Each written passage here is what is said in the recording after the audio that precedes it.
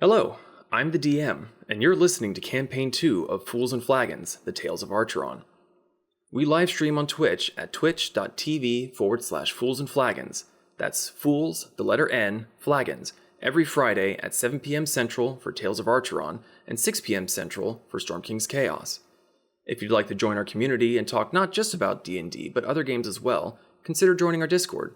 The links can be found below in the description. Do you like us? Like, really, really like us? Consider donating to our coffee page at ko-fi.com/foolsandflagons. The links can also be found in the description. Donations and memberships are never required and always appreciated. We have no gated content for members only, and all proceeds go straight back into making Fools and Flagons an even better experience, and it helps to keep the podcast alive and well. Are you ready for some D&D? All right then. Grab your drinks and raise your glasses. It's time for the Fools and Flagons podcast.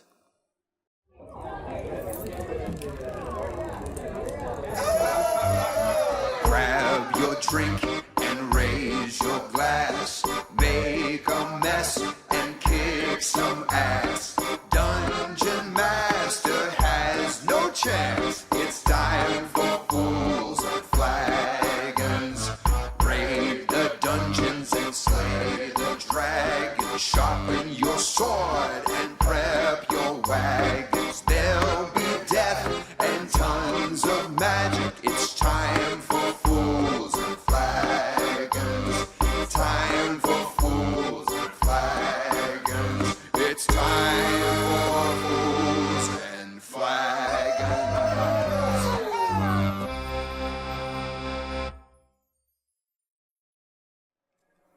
Well, hello everyone. I timed that very poorly because now I really have to sneeze.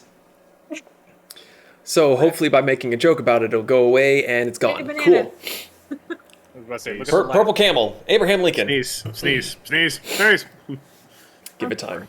Back. Nim, do you just have like a little laser light show going on, like by your chin? Yeah. Well, hello everyone, and welcome to Fools and Flagons. This is a tabletop campaign made up entirely by me, where the players do dumb things. We roll dice. I make funny story. We've got at least 2 people drinking tonight, so it should be a really good, fun time. Just silently looking at Issa. So tonight we're back on with the Tales of Archeron. We'll get through the announcements pretty quick here and get on into the fun stuff. So we want to thank you if you're watching us live on Twitch for your follows, subscriptions, and bits. We do apologize that we cannot recognize those verbally, as it would interrupt the story, but these people will probably be not paying attention at one point or another and will reply to you in chat. And we are super, super thankful. I'm people. He is a people. At least one people. He wants to be a people. I want to be a real boy. Woof. Anyway, super big, huge thank you to Martyr, Gelatinous Cube, Cargo, and Spazoid for being our tavern patron members over on our coffee page. Your support of us is very much appreciated, and we cannot thank you enough. If you'd like a spot at the bar with these lovely people, consider supporting us on our coffee page to become a tavern patron. Anyone have any other announcements? Questions, comments, concerns? Did you all study for the test today? Do you have your number 2 pencils? Flying by the seat of my pants. You don't wear pants, do you? A loincloth, at least. I don't think Brick wears pants. I have Fingers like crossed. a grass skirt going on. Yeah. Fingers crossed we don't lose power, because we are experiencing like 40-mile-an-hour winds right now. The remnants of Helene. Yep. Yeah. We're doing okay. It was just a bunch of rain on our side. Thankfully, our 3 Floridians have all survived with nary a scratch. I think, Nim, you had like a bush ripped up. It missed me by this much. Bush. You got bushed. The That bush. someone bushed the bush. We have a tree Bushwhacked. that used to be like this, it's not like this. So it joined a gang. Just gangsterly. It's hanging on by a thread, just like me. It's Mood. constantly playing smooth criminal. Bing, bing, bing, bing, bing, bing. So, hope you're all staying safe wherever you are, if you're getting hit or not. I just hope you're safe and having a good weekend or week or whenever you're listening to this. So, if there's nothing else, grab your drinks and raise your glasses. It's time for Fools and Flagons. Okay. Water. Water. Pepsi and rum. Gin and Mountain Dew. Sexy water. Infrared. Okay. Ah! So, last we left off on the Tales of Archeron. I need the music to be a bit louder for stream, I think. I was forgetting something. Last we left off on the Tales of Archeron, the Tempests had made their way into Kasumi's homeland of Takatari, but not the verdant landscape she was expecting to see. Liar! Dead and dying fields, barren farmlands, malnourished wildlife, and aggressive local monsters greeted them every day. Concerned for the well-being of her home, Kasumi urged Cassie to travel day and night to reach their destination as quickly as possible, the capital city of Chunsu. After a brief battle against a group of giants the day previously, the Tempests arrived at the outskirts of the capital city, where they had received directions with pretty privilege from a local as to how they could enter the city proper. So, we rejoin the Tempests now as they make their way further into Chunsu. So, you were traveling through a not so much run down, but a part of the city that definitely looks more on the commoner side. A lot of the buildings are built either really, really close together, or some of them are even built right up against one another. Sort of duplex style, but sometimes they're in sets of like 3s or 4s. But you follow the directions from the gentleman that you had spoken to before, and eventually you do find your way to a bridge that a bridge that crosses over a flowing body of water. It's maybe 150 feet across, 200 feet in certain areas, maybe even more. And you see, looking left and right, that to your left it seems to go far on to the point where you can't see where it ends. Looking to your right, you see the bay that you had driven up to, with the mountains sitting in the middle of the lake. And there's a bit of a gap where there's no land connecting, but it seems like if you were to go over the bridge, you could get to the other side and take the bridge that you can see on the other side to get over there. And that bridge goes over more water that seems to make a turn, maybe half a mile further down. As Cassie begins to trundle up across the bridge, there's some feedback. As Cassie begins to trundle across the bridge, where is everyone on the wagon? I know that Mariko was soaking up some rays. Kasumi was up there. Mm-hmm. Pez, were you actually awake? Because it was kind of early in the morning when you began to arrive into Chunsu, and I don't quite recall who was awake while Kasumi was speaking to the local, apart from Mariko. I don't think I was awake, but I don't think I even left the bench. I might have, crawled in between the cushions for sleep. Okay. I think I remember Mariko trying to wake up Pez. Yeah. I remember you waking up Kasumi to get her attention when you first arrived in the Chunsu, but I don't remember if Pez was also awake. I just have that I was making breakfast. Right, I do remember that. So Zana's making breakfast. You've got the wonderful smells of bacon, sausages, just breakfast. So assuming that Pez is asleep, nestled in between the back cushion and the seat cushion. He's just kind of, stuck there. With the three of you being up top, Kasumi and Moriko. As Cassie begins to make its way. I never thought about Cassie's pronouns now that she's a fucking wagon. Her. Begins to make her way over the bridge. You see that there's a man sitting on the low wall of the bridge. He's letting out a wide yawn.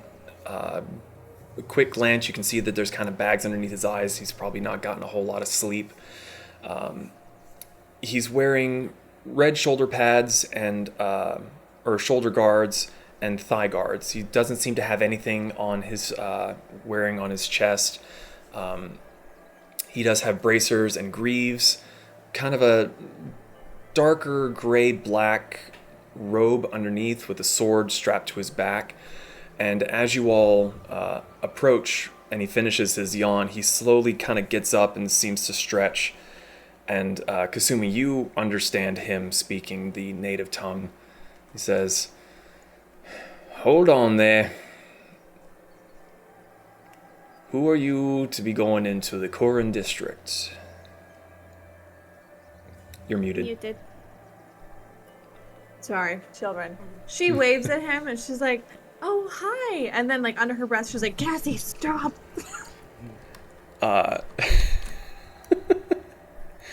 So you have Cassie come to a stop. Get you guys a picture of what he looks like. He seems to be a little bit unkempt. His hair's messy. His beard is a bit scruffy. Hasn't been very well trimmed. And he looks up at you and he seems to be blinking very slowly. And you can see him look up at you on the seat and look down where he would expect something to be pulling the wagon. And he does that 2 or 3 times. What business? And he kind of folds his arms and seems to kind of like stretch himself a little bit to wake himself up. What business do you have so early in the Korin district? Oh, we're headed to see the To see the who? like, Sorry. She like slowly blinks. She's like, "The Shogun." You see him like do a really, really slow blink and kind of... Actually, what's both of your passive perceptions? Oh my god. You really want to ask this of Kinda. Rico? 25. Okay, you Holy definitely hear what shit. he mumbles, but I want to hear what Kasumi... Well, actually... 13. 13. So, Moriko, you hear him mumbling under his breath, but you don't understand him. He's not speaking in common. Kasumi, you don't hear him. You kind of see his head kind of dip down, and then when he looks back up, what business would you possibly have this early to think that you would be able to get an audience with the Shogun? And she looks and gives him like a really slow blink. Like her eyes are really wide. She's got like a soft, like a smile on her face, and she's like, "Oh, silly me. 1 second." And she like graciously like hops down off of the bench and like gathers herself on. But she does it very gracefully because, rogue. So No, I was imagining you were like, hold on a second. Boom. Just belly that would be flop. Moriko. I need to make sure I specified, okay? She just very lightly superhero lands, like she just stands in front of him. We have direct orders to go see the Shogun directly because we have something very important for him. Correctly. Have you heard of the Tempests? You see him kind of working his jaw a bit as he looks at you, and you can, being a bit closer, you can see that he's like he's seeing you, but he's not seeing you. He's just got this kind of like slightly glazed over look, like, who's this Yabo kind of thing. Doesn't see the tails.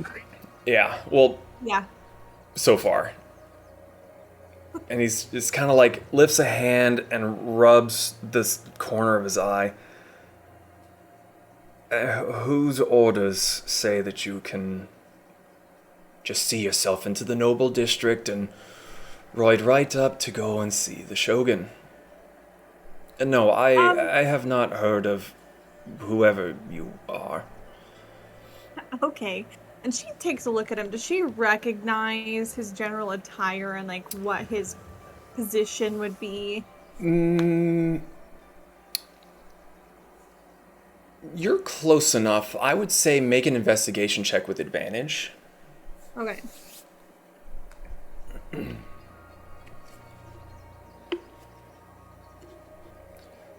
Mariko, Okay. you're hearing this back and forth between them, but the language is straight over your head. Riku's just God, like I'm so peeking glad. over the edge. I'm so glad I didn't say what I was about to say. I'm curious now. Come on. Just South Parks. Oh, no. South Park. Oh, yes. That's a 15. A 15. Yeah. You're unable to determine his particular rank, but going off of the particular shade of red that his armor is, it's very obvious that he's a member of the Red Guard, but Okay. you're not sure what his position would be. And the Red Guard works with the Shogun. The Red Guard are the general military force for the country. They're the guards, the military, the army. They're they're used in the navy. Basically, all of the 90% of the samurai that are in Chunsu would be part of the Red Guard or in the Red Guard at one time. It's because some of them would have been employed under like wealthy merchants, other nobility, but generally speaking, when you see someone wearing that red armor, they're part of the Red Guard. So she's like, oh, I'm sorry. Maybe I have something that might be able to make this a little bit more clear. And she reaches her hand inside her, like the neckline of her. As soon as you do that, he wakes up, he opens his eyes a little bit more. And then she yanks up, and it shows the top of the medallion that she's had strapped to her chest since they got it. You see 3 stages. Excitement, disappointment, and then confusion. Man after my own heart. Which she's aloof to all of it, because she's Fully didn't think aware. of it.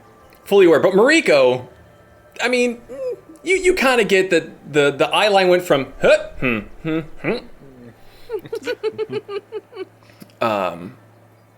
and he stares for a moment at the green, and you see the confusion of, okay,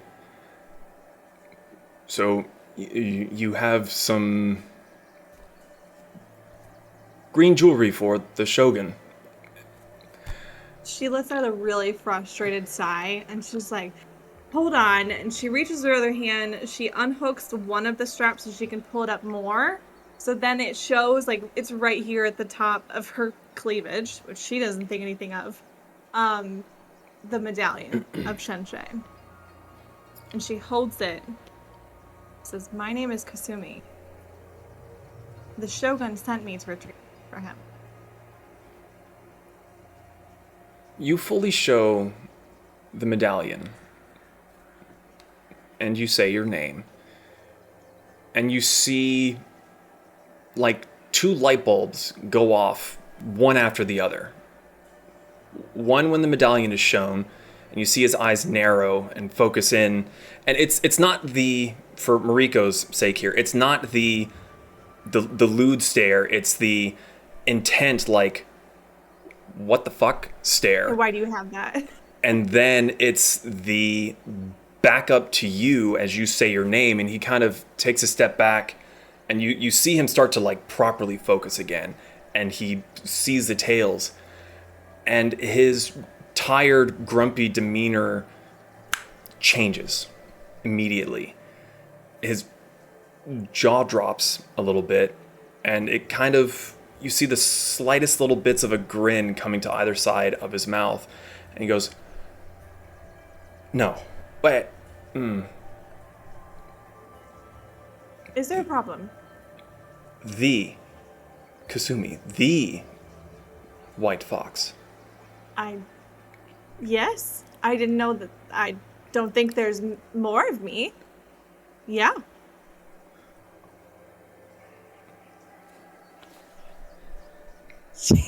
She takes her sleeve and she like rips it up a little, and it starts showing like her purple tattoos that are like engraved in her skin that are very much along her more well-known features.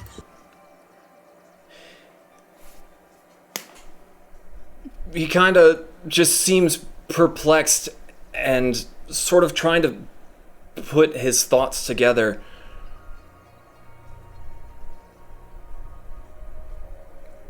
Have you proof other than just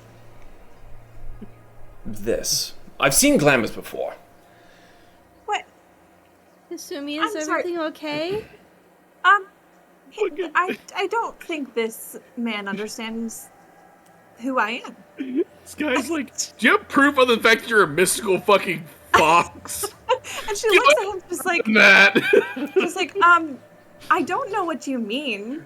Maybe this will help. And then she just poofs down into fox form. And you've never seen an irritated.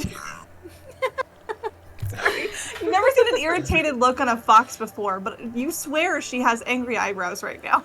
And when you said that we're talking to Moriko, you swapped a comment, I'm assuming? Yes, she did. Okay.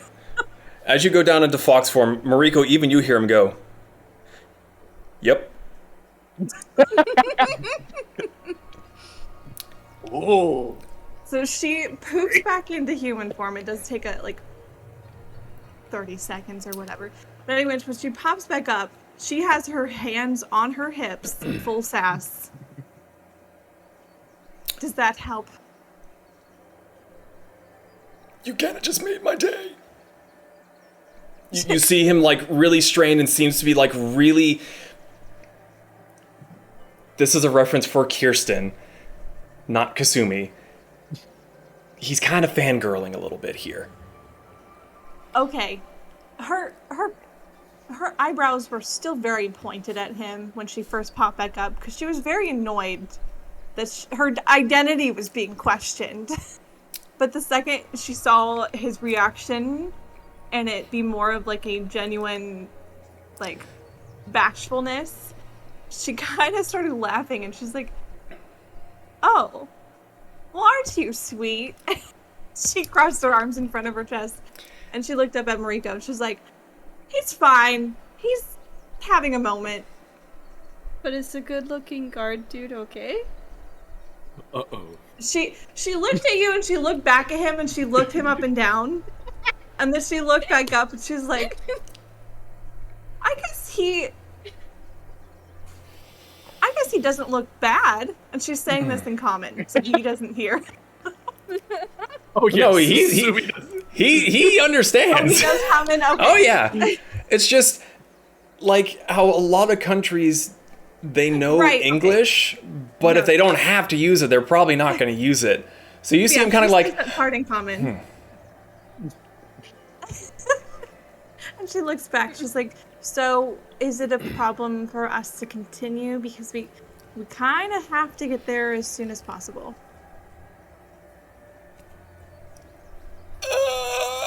yes, it's a problem. What do you mean? Get him. Get him out. Do it. You see him really wrestling with his thoughts. I almost don't even know where to begin. Well, Just hear a voice from a different distance. There's called the beginning. You can't speak his language. yeah, that's okay. She, because Mariko's like leaning over the bench, she just leans down and shuts the window. Rick's just standing at the window.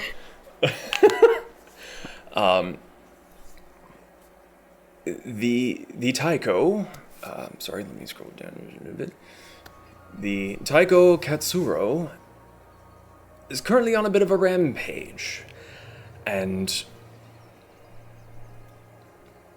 you, and he kind of looks between you and Mariko, don't appear to fit the aesthetic of the Kurin district, and he may lash out just on appearances alone. Racist. Wait, what? She, like, puts her hand... What do you mean I don't fit the appearance standards? She looks very irritated now. You see him backpedal, throw the shovel over his shoulder. You are gorgeous. Lovely, pretty. You don't look like a noble. Oh, that could be changed. I mean, we just came from a royal ball. We have the attire, if that's the problem.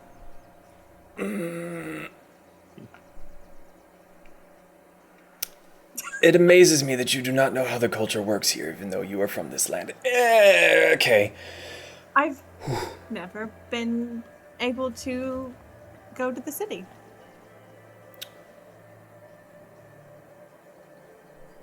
That explains it.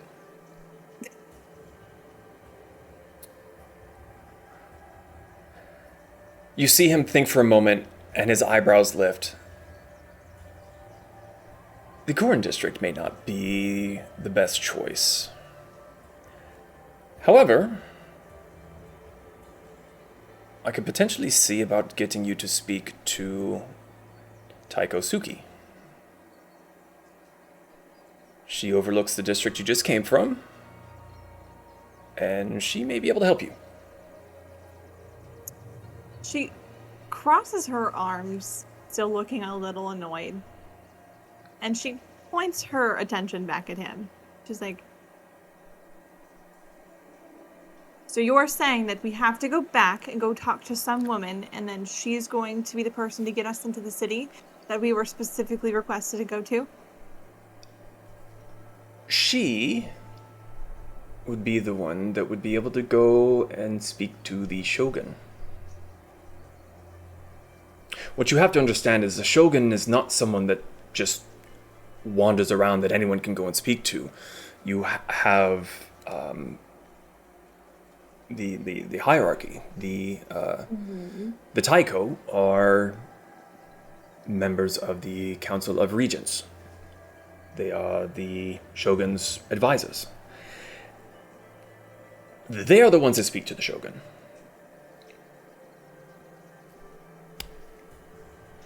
We, and he's pointing at you and him, and then stops for a moment and goes, we do not speak to the Shogun.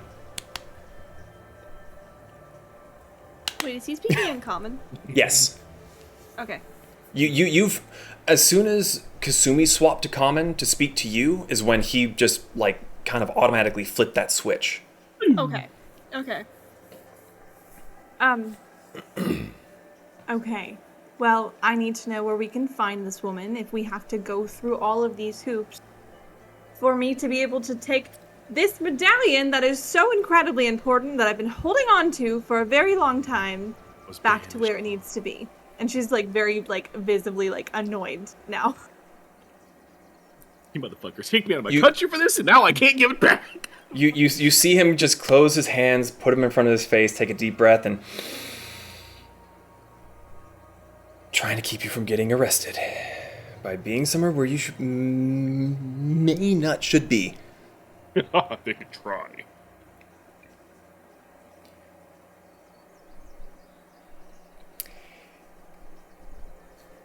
Her eyebrow is still cocked, like... she is Fuck brow. sus. Would you like to go to jail? I would like to hope that they wouldn't throw the person that has one of the most important relics from the entire city on them, that was specifically asked to get them, that you clearly are aware of, and that you responded such, knowing that I'm supposed to be here! Which then begs the question as to why you have that medallion that is supposedly so important. What I am trying to get at is the Tycho of the nobility is in a very foul mood and is looking for any and every reason to lash out at anyone and everyone.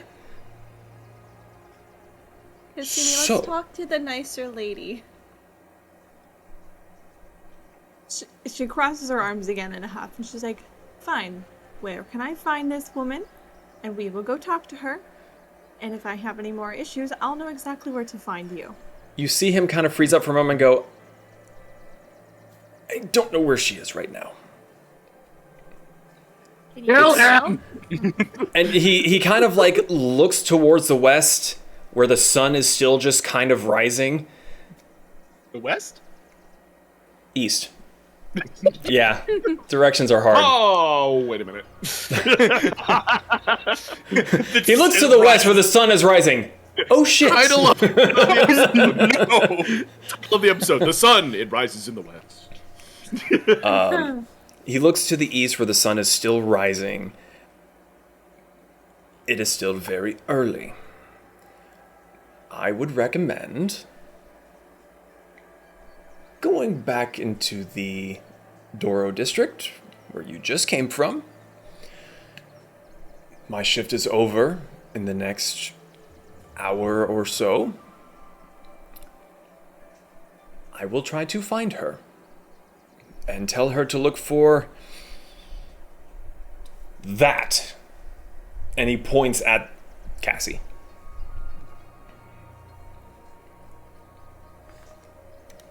Well, I guess we have no other choice.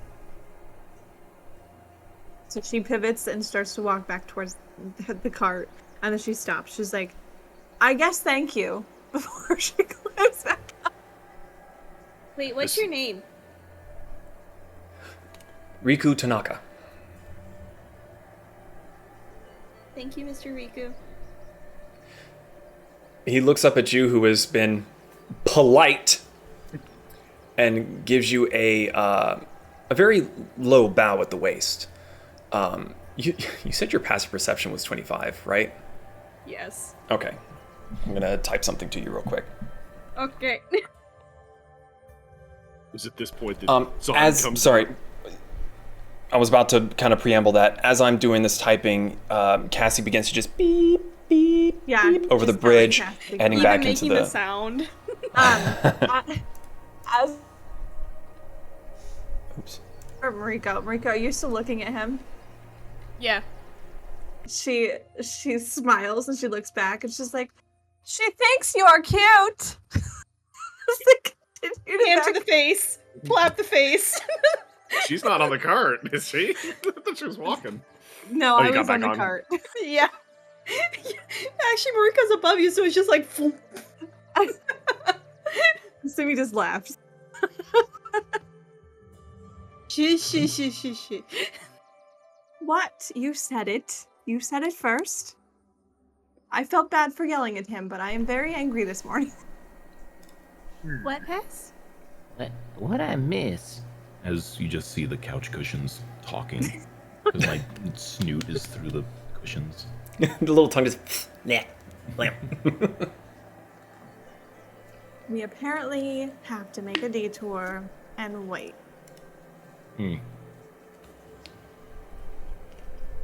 Because apparently, me being the person that was specifically selected to go retrieve this medallion is not even going to be welcome into the city until we rub elbows with the right people, I guess. And we don't look fancy enough to go in through the gate that we were trying to go through. You don't. Yeah. What? He said we Yeah, don't look like we fit in. And she like gestures towards her kimono that's typically pretty generally like very well groomed. Mariko's just gonna look at her giant pink highlighter self. I stick out like a sore thumb. We're gonna have to fix this. I don't know if there's any fixing the pink. You gestured to all of me, yeah. I think all y'all look perfectly fine. He's probably just blind or dumb or dumb. No, he was very nice. I felt bad for yelling at him, but I'm very frustrated. And shoot him. He seemed like a really big fan of yours, Kasumi.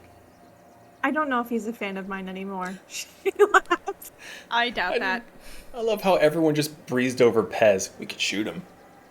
Marika's Just- just Sounds very normal. Kasumi, you just Chevy chase that man. He's in the cushions. You just go shush, shush, shush, shush, shush. Back to the depths with you.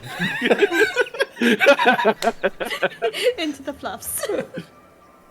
I feel like Kasumi just pulled a Chevy Chase. What do you mean? Like, a lot of stories about Chevy Chase is like, oh, I can't wait to meet Chevy Chase, and then he's just an absolute asshole. I can't believe I finally met Kasumi. Kind of a dick, but it was kind of cool too. I liked it when she yelled at me.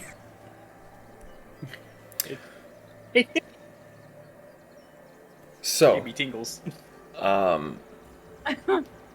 you all head back in the direction that you had come from previously. Is there anywhere in particular you're looking to go? Are you trying to find anything? Brick is raising a finger. At some point during the morning, because I kept forgetting to do this, Brick is gonna head to Ferns. Because I don't think we visited Ferns since Brick had his operation. Well, Oh, yeah, we he's did. in another country. Through Yeah, the they don't know door, if I'm you alive or dead. Nah, you Not dead. It's dead okay. yet. No, we should all go to Ferns, but Leaper. Kasumi is going That would be to tell Cassie to park this thing in the middle of an open road, like just in the way. Because she wants it to be very easy for them to be found. That's not gonna end badly. The building-sized cart. They'll miss it. No big deal. I don't want to really be in the way. What about You're- like just beside the road? She can do takes a that. deep breath. That's fine. Okay. If you want a ruckus, I could cause a ruckus. That's my third middle name. How many middle? You have start calling 3 him middle Uncle. names? Freaking I mean, my middle names Uncle are my Bear titles. Ruckus. No What, relation. what Pez? My middle names are my titles, like Pez, Gut Diver, Ruckus, Ranger, Kobold, Artificer. yeah.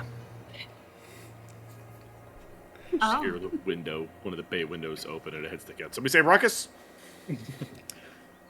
No relation. Going off of your instruction, Cassie finds a space not quite in what Tanaka was calling the Doro district, but along the coastline to the lake, where very easily standing out, there's no other structures. And it's a very, very pretty view. The lake surface seems to be very, very still. You can see Mariko with your fucking god eyes. You see, What do your elf eyes see? yeah, your elf eyes see tufts of pink on the shoreline of the mountain in the center of the lake. Zeroing in on the pink. You see the pupils just fucking. Oh, make sure you lick your eyeballs to keep them wet. I just blink. You can do that? Zahn, No, you I- successfully make your breakfast. Are you sharing? What are you talking about? I was trying. The whole time they were talking, I was eating and standing in the bay window watching. Ah, so you weren't sharing. It's in there. It's just, there was a conversation happening and he was getting interrupted because he couldn't understand most of it anyway. I will say that once the cart comes to a stop, Kasumi's gonna hop down, and she is going to storm into the cart, and she's going to storm up to the window or to the mirror in their room and immediately start fixing her hair. because she's very self-conscious right now. No, hey, Kasumi, how are you doing? Yeah, basically. Does Mariko smell the food? The window was open. I'm pretty sure Zahn left the front window open. You would smell it. Mariko smells food and goes inside for food. Okay. Oh, hey, Mariko. Thank you for food. Oh, you're actually going to talk to me. Is this what it's like to be a good friend? Sorry, shots fired. Bang bang. Fuck you, God! No, I was saying that towards Kasumi. Oh, okay. Yeah. Okay. No, I was saying that to the benefit of you, asshole. Okay. I immediately thought the shots were being taken against you. Like, damn.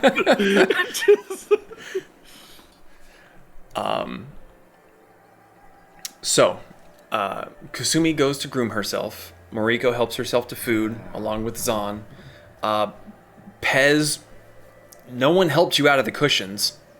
No, I'm just vibing in my 5-room cushion apartment. He hollowed out the bottom and turned the drawers in the front into a little condo. Yeah. Yeah. He's small enough. He can do it. He is small enough. So eventually you do smell, even in the cushion penthouse you have, you would smell Zahn's cooking. It is up to you if you want to go and eat. There's space. So, is there anything you all would like to do in the meantime of waiting for Tanaka to come and find you again? Donna's gonna go knock on Kasumi's door thing. Okay. You're knocking on the door. You just hear a very disgruntled, yes. So, couldn't help but notice that we're not inside the place with the Shogun. Is everything okay? Everything's fine. A very condescending voice from Kasumi. I don't know if I believe you. You need to Have talk you about it?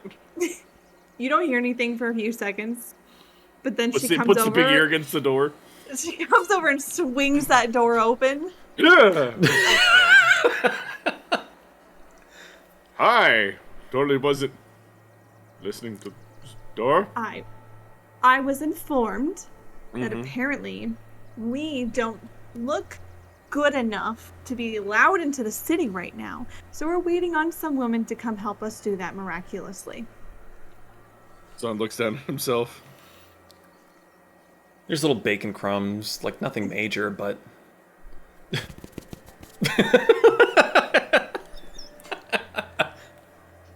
Perfect. And Son's gonna look at Kasumi in her normal, very regaling and nice looking outfit. Is he blind? He said, I don't fit in. I don't fit in! And she looked really mad. Still just gonna be like... he doesn't know whether to put a hand on her shoulder or just like...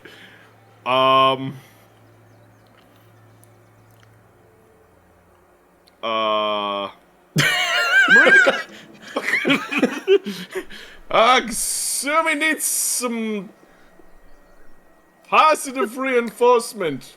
Time out. I'm not sure. You are asking the wild child to come help with fashion advice. The one who, yes. like, 2 weeks ago was wearing leaves. Yes. On the let's. Okay, fine. Let's not have that. Let's have Zahn. Hey, Zahn, what's attractive to you? Blood, guts, death, destruction, anything covered in blood. Yeah, so perfect. I'll fit right in here. Well, Kasumi, in my opinion, you look fantastic, but people are stingy. And if I've learned anything from your country based on anything you've taught me, they're full of a bunch of fucking idiots. I appreciate the compliment, but that doesn't help us get into the city, apparently. So now we have to wait for some woman to tell us how to behave or something, so that we can go into the city I was specifically told to go to give them the medallion they specifically told me to go get. So was the reason we couldn't go in just because we didn't look the part? That's what I got out of it. They said we would be thrown in jail. You could try. Well, I wanted to say that, but I had already yelled at him and I felt kind of bad. You didn't think to come get, Well, I don't think that you could change how we look. No, but I could change us getting in the door.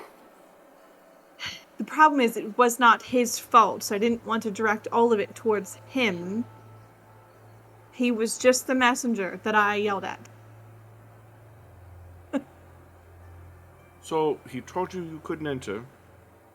He gave you what is the word? Ein Kakamemi reason. And it's not his fault. No. Ow. Because he is a messenger. A guard, but... So did you specifically say we are not allowed, because of this, there's a law about people that are not looking a certain way cannot enter this district? He said that there is turmoil happening in the city with some of the higher-ups, and they would get upset and throw us in jail if we looked like we didn't belong. So the primary reason why I wasn't too extremely upset with him is he did try to offer a solution. He's going to have some woman who apparently rubs elbows with those higher-ups, who's supposedly going to help us get us into the city. Well, on the bright side, worst case scenario, if anybody's good at getting us out of prison or removing prisoners from the equation, I think we'll be good. I just wanted to not have to do that step. Well, to be fair, you wouldn't have to do anything. But I also have to remember, I have a very, very important medallion strapped to my chest. Not that important enough to see the shotgun, so. Probably more than half the people here in the city thought that I was the one to take it to begin with. They thought I was a criminal. And yet you were treated like a criminal at the door. Yeah. Who's to say he was not to go take credit for finding where you are? And now he knows exactly where you're waiting. Huh. I'm gonna go get my sword.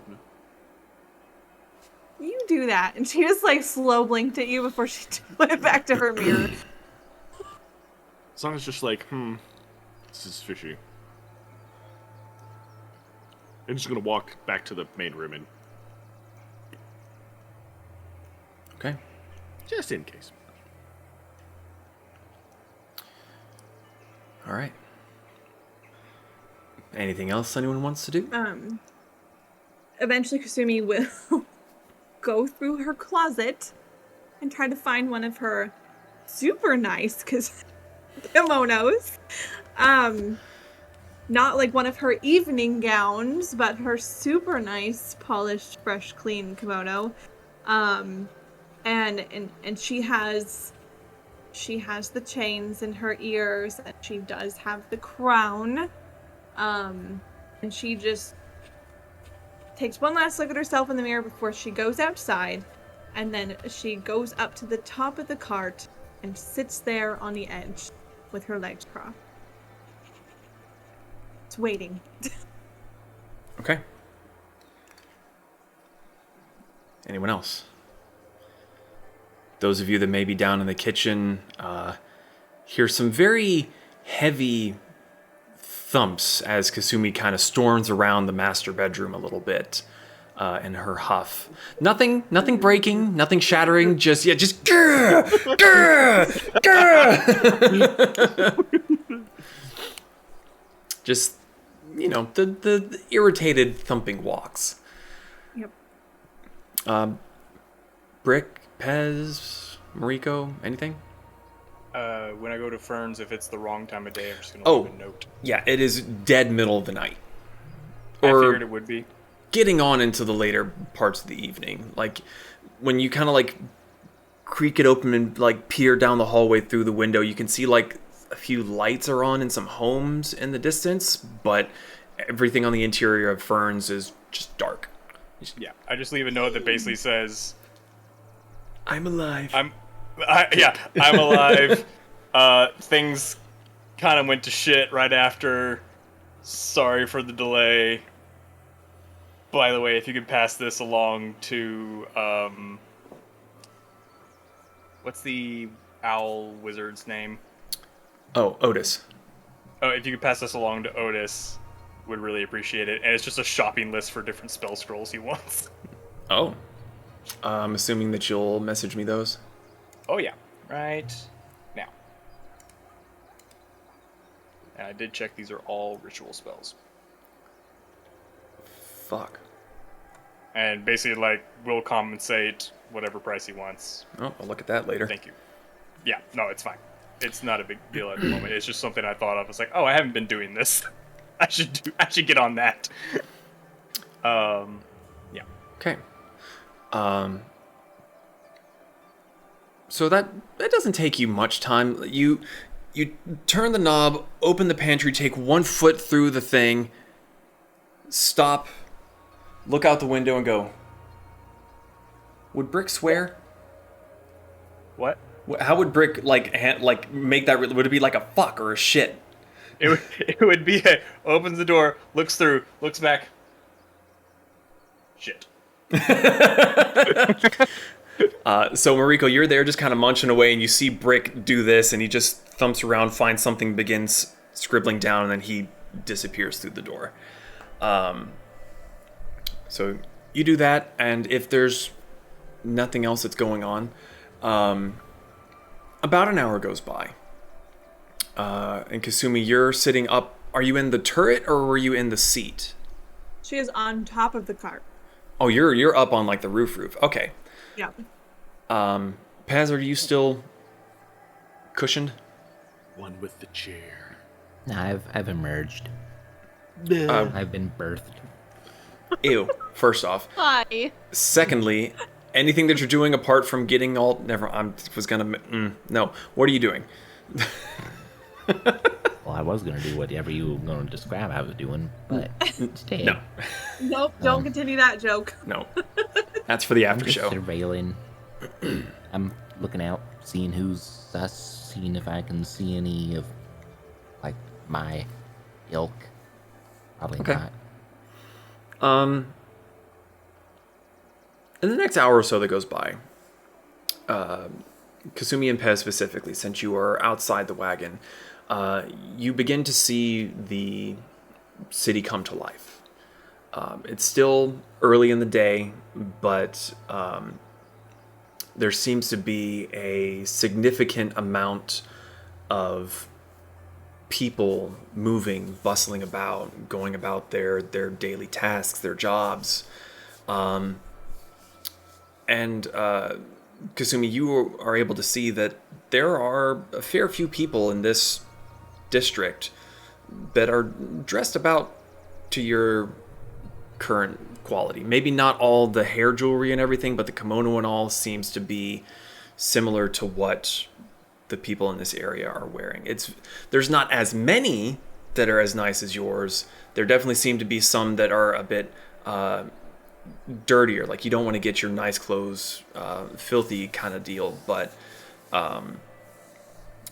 potentially that's what the guard was referring to. And after an hour and a half or so goes by of you just stewing on the roof, you see the guard coming by again, walking down the street. He kind of comes out of a side street and is kind of looking to the right and to the left, and you see him point, and he looks back and down. And as you're watching him point towards the wagon, you see another smaller figure come out from behind. A little difficult to tell from this distance. At first you're thinking it's maybe a child, but as the guard and the other figure gets closer, you see little pointed ears, and fairly safe to say it's probably a halfling. But the pair of them approach. He kind of keeps his hand resting on the pommel of his sword as he walks, and when the pair of them get closer, he goes into a deep bow at the waist, mainly kind of focused towards you, and there's no one else outside, so you're the only one that he sees. And when he straightens back up, the woman beside him kind of dipped her head very shallowly. She's not incredibly well dressed, but you can tell just by the way that she's holding herself and how she's walking that she has that practice of being with nobility, but she doesn't look the part, if that makes sense. And he gestures to her and says, Lady Kasumi, if I may introduce you to Taiko Nakamura Suki. And he sort of gestures at the woman beside him. Let me get her picture put in. Campaign spoilers there. Aw. Which I will add, so when they approach, when they're like a good 10 feet away, Kasumi does very gracefully hop down from the roof. No belly flop? Like, no belly flop. Okay. I mean, if you want me to roll for it, I can. No, just... No, you wouldn't do it by accident. I'm just, I was going to say, it's a guaranteed 23. How does that do? Swan dive. Think it's a belly flop, do a flip, land. Perfect. But she does gracefully land and approach them. And she kind of sees the woman and how she carries herself. And then she is kind of quickly reminded that she hasn't really personally been doing a lot of the same like body language that she was so used to doing when she was back in her village. So she like almost like mirrors a little bit of how she holds herself. Like she folds her hands in her kimono sleeves and keeps them together, and she walks. And she does give them both a little bow. And it's very nice to meet you.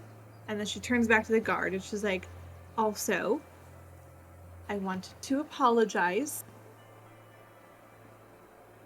for my behavior earlier. I was just a bit frustrated that we traveled all of this way to be turned away from where we need to go. So I apologize. You didn't deserve that. He kind of tilts his head slightly. I as well could have been nicer. I had a very late night. And my patrol this morning was tacked on at the last minute. And you can see in the way that he's kind of like looking off in the distance, kind of like over your shoulder, that he's just sort of hoping someone was there that he could just...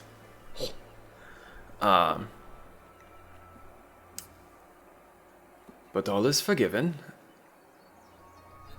I can understand your frustration, and I do genuinely hope that Taiko Suki would... And he kind of just trails off, and she's been looking you up and down quite a bit. She's, for lack of a better word, fairly plump. Like she's seems very healthy, and not super young, but not super old either. She definitely seems like she's been around for a little while. And she kind of like squints at you a little bit. I hate that both of you just posted that at the same time. So you are the Kasumi. The one that was banished for having sticky fingers, from what I hear. Allegedly. I'm so proud.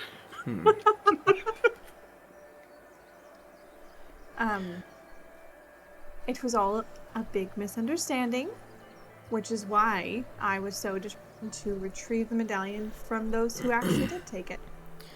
As you say the medallion, she kind of like pulls a hand from her kimono and goes, shh, let's,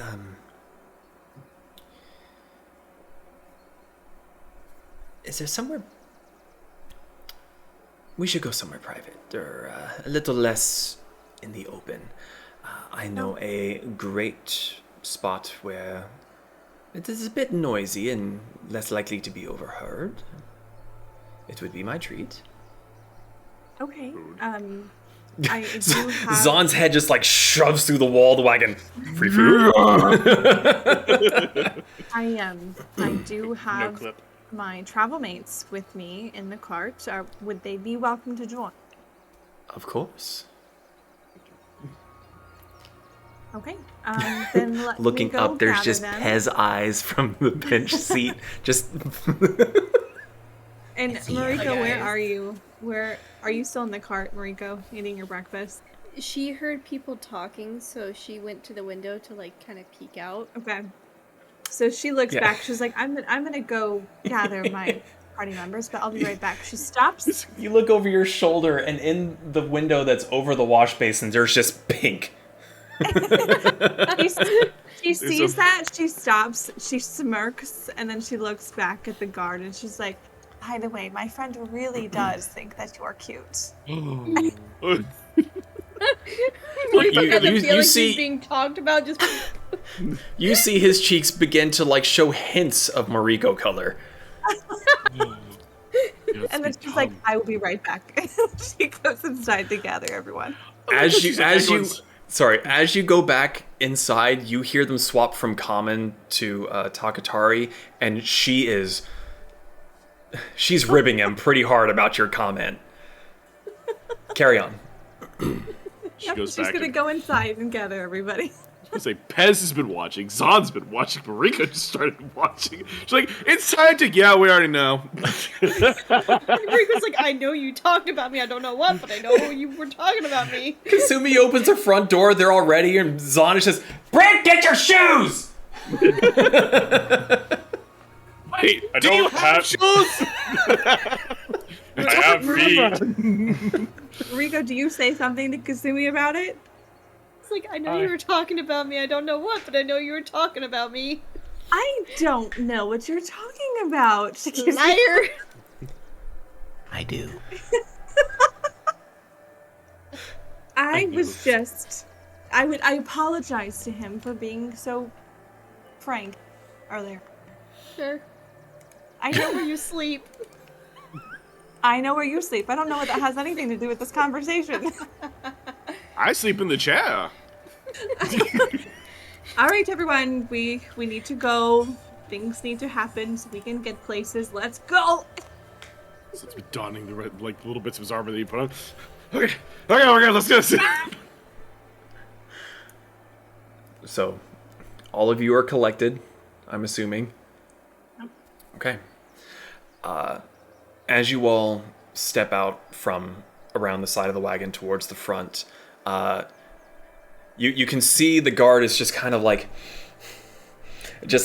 sort of like half sulking, and you can see that the halfling has just the biggest shit-eating grin, like she is loving whatever you've just given to her on a silver platter. Oh, hey, Kasumi, is this the guy that you were talking to earlier? It's the ones that called you ugly? No, he didn't call me ugly. Oh. I don't know, you were kind of in that room like you felt like you were ugly. I had a moment. We don't need to talk about it. And she keeps walking. When Brick gets out of the cart, does he have to like duck down now and like squeeze out of the doorway? Does it kind of like list to the sides? The wagon itself is designed to keep itself upright. You do have to duck. You kind of like a little bit of a head tilt and kind of sideways work your way through because you are bigger. If anything, your feathers kind of brush. Your feathers brush the top, but you don't have difficulty per se. But like if you were to go full tilt and you would forget that you got bigger, you might kind of thunk a little bit. I got a big head, little arms. As you all step out around towards the front and you see him kind of sulking, and she seems very pleased with herself. The pair of them, he gives another very deep bow at the waist, and she gives a little bit more of a nod of her head as you all appear. And the guard is the first one to speak up. Good morning to all of you. I am Riku Tanaka. Tanaka. Yeah, this here is Taiko Nakamura Suki. She is the overseer of the people. We are pleased to have you all here in Chunsu. And via the Taiko's wishes, we will be going to a place where we can converse. Well, as I mentioned previously, when I mentioned the word the Tempests, she gestures. That is us. That is our group name. That's what we're known to travel.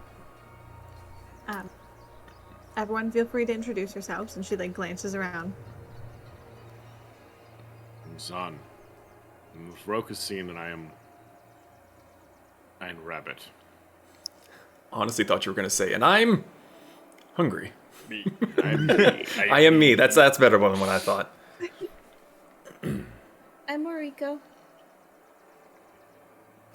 As you introduce yourself, Mariko, there's a bit of a to the guard.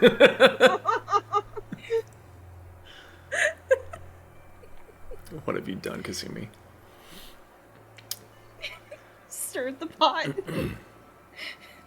You other two? I kind of look down at Pez. Usually he pipes up by now. What? What you looking at me for? Tell him your name. Oh, hi. I'm Pez Marigold. How you doing? How you doing? Yo, how you doing? What's the lady's name again? I'm sorry. Here, I'll type it out. Thank you. Just leaving blanks where the names and all my notes. I'm having no issue. Well, Yeah. I would love to take notes, but for some reason D&D Beyond's being a dick. D&D paper and pen. And Zan, for your, if it helps you at all, Taiko seems to be more of a title versus a name. So, Nakamura or Suki? He was. I'll find out. You'll find out. Yeah.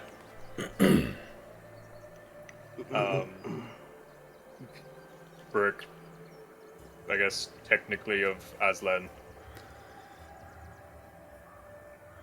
You definitely look like our southern neighbors. That's for sure. And, you can see that, he seems to be giving you, a bit of an up and down, can I take him? I'd probably die. Would you like to spar later? You see him kind of go, after I've had a nap? If you beat him, I'll spar you. Very well. And kind of gets kind of sort of an excited grin. So, this way. And he turns and begins to lead you all off along the path. Oh, hi. You pass a tabaxi child that seems to just scream at you for no reason. He meowed right into that mic. Yeah, we heard. Sounds ever so slightly like a drunken turkey. Maybe turkey. You're not walking for terribly long. You are very quickly swept up in the hustle and bustle of this particular part of the city. Brick, you really stand out. You are, bar none, the tallest person here. Konnichiwa. And it's very easy for you all to move along because of his imposing physique. Just everyone seems to see him because he's brightly colored and then just kind of move out of the way. But also partially because of Tanaka being there. He has that slight walk of authority that he's used to kind of employing. And soon enough, you begin to smell little hints of food being cooked in the homes that you're passing by. And after a while, the smell gets really, really strong. There's the scent of cooking meats and pastries that really catch your attention. It's getting stronger and stronger. And as you get to a particular location, you can see that there's a fairly decent crowd on the inside. The chatter is quite noisy, and you can start to see that this is why they were picking this spot. There's enough chatter that being overheard would be quite difficult. And you can see that there is a youngish looking tabaxi gentleman standing there outside the shop and is directing people where they can go and sit. His appearance just strikes you as one that is very, very sharp-witted, very shrewd, very sure of themselves. Long, pointed ears, and he looks at Tanaka and kind of gives him a recognizing nod, and then when he sees Taikosuke, he gives her a very, very deep bow. And for Kasumi, you can hear them speaking back and forth quickly about getting a table for 7 of you. And he quickly goes back into the cafe and seems to be gesturing for some people to stand up and go sit at a different table to make enough room.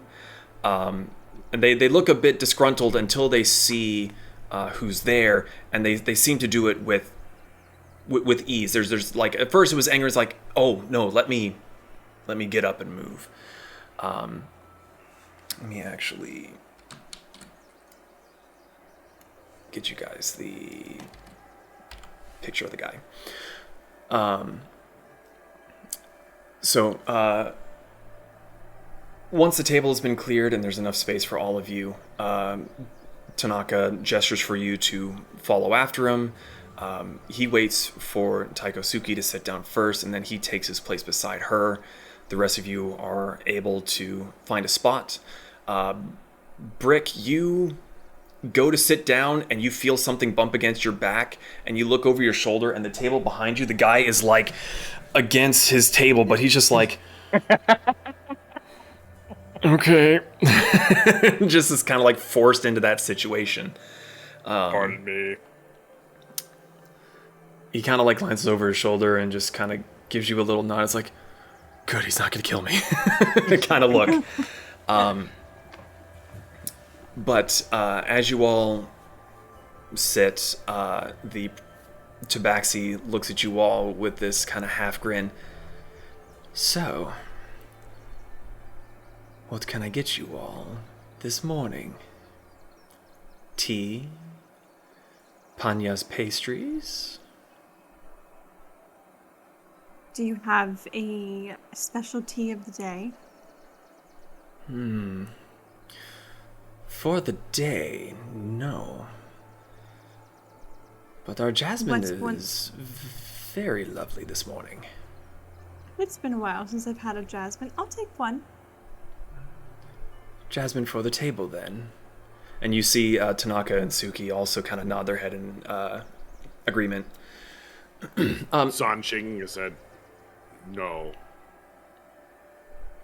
Now, is he speaking in common? Yes. Okay. Yes. Okay. Kasumi, make a perception check for me real quick, if you would. Okay. Oof. Okay, that's 12. 12. Okay. What were you about to say? Before I asked you to roll? She was just going to, Kasumi knows that not everyone here likes tea. She just quickly glances around to see if anyone else wants something I'll else. try some. Sure. I like leaf juice. Zahn. Like wheat juice. So that's what it's called. Anything, not tea. Anything but tea. What do you want? She's like, her eyes are narrowing. She's like, The tabaxi's eyes also seem to narrow. Zana's gonna gesture to himself. I've tried. Listen, the food is good. I'm just not a fan of tea. Water then? Sure. Okay, water. Thought I was out of my element. Yeah. Taikosuki kind of looks at him. A platter of Panya's pastries for the table too, please. And he gives a deep nod of his head, and he kind of like looks at Zahn one more time and gives him the squint before heading off to fulfill the order. Was that too?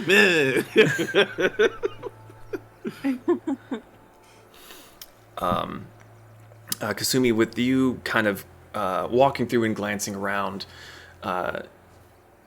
as you've seen previously as you were watching the this part of the city come to life, there's a few people that are dressed in a bit more lowly clothing on par with yours.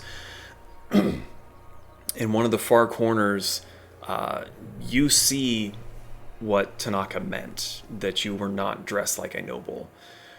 It is very easy to see that the people sitting there are of the nobility. Their kimonos are far greater quality, brightly colored. The jewelry that they wear probably costs multiple fortunes. Their hair is done in a fairly specific sort of style, where a lot of the other patrons have very simple top knots, ponytails, that sort of thing. Theirs is up with pins and the kind of like fanned combs. There's a clear distinction between the classes here. But then it also kind of makes you wonder, the hell are they doing here? Mm-hmm. Various things. So, with all that being said, Tanaka has kind of gone quiet, but he still seems to be more keeping a careful eye out more than really conversing at the moment. It is Taikosuki who is the first to speak up. So, you come to Chunsu and Takatari in general. Yeah. What is your business here? I have to return something for the Shogun, and she's trying to limit the volume of her voice to where it'll only carry between the two of them. Right. She's trying to be very aware of her voice. I was specifically sent to go retrieve the medallion.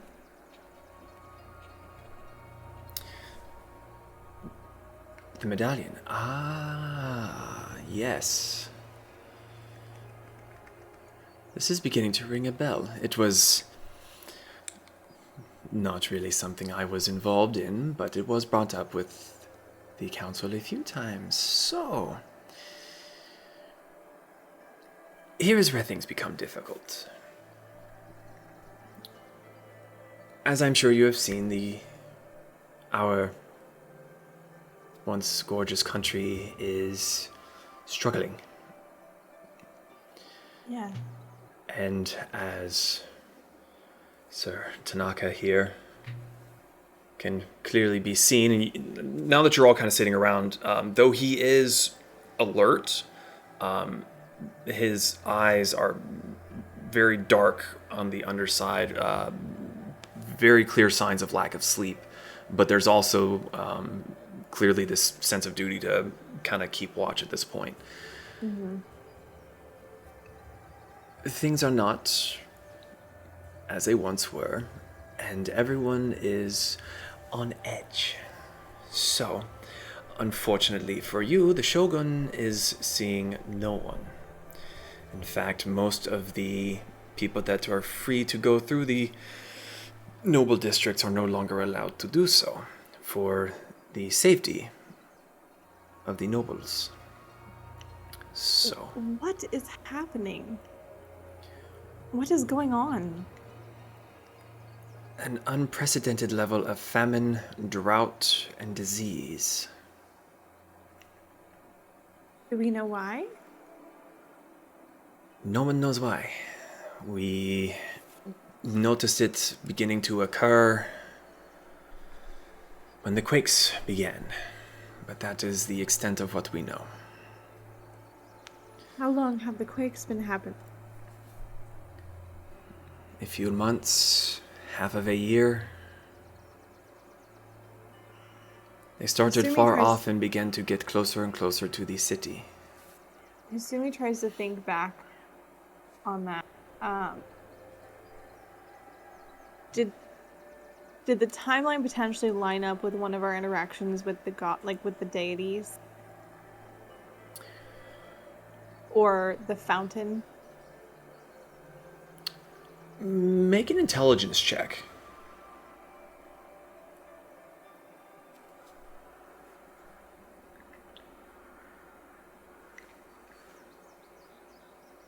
$19. 19. It may not line up exactly, but it at the very least seems to coincide within the time frame of you being with the Tempests. This was definitely not something that happened before you met your current party. It is something that has happened at the very least post that. And Okay. you had been gone for years Yeah. in search of this medallion. So in the grand scheme of things, this is a fairly recent event. Well, what do we need to do to get to the Shogun? Because that is my number one goal. As far as I see things, there are two ways that this could be handled. I can try to call the council, which I do not know is a possibility as we met of late. If you would entrust me with the medallion, I may return it to the Shogun and pass word on to you. Apologies. That would be the fastest way to get it back for what the Shogun owns. What's the other option? Those are your options. I can return it for you, or I can go call the council and hope that the Shogun will deign it prudent to meet with us. But it could be some time. Sumi takes a second to glance around the room, and remembering how people behaved around her, very cordial and respectful, and so she looked back at her and she's like, well, clearly you are a well-respected woman in this area, so I would have good reason to trust you. However, this medallion is not leaving my chest until I personally see to the Shogun. Then we are unfortunately at an impasse, and it may take some time.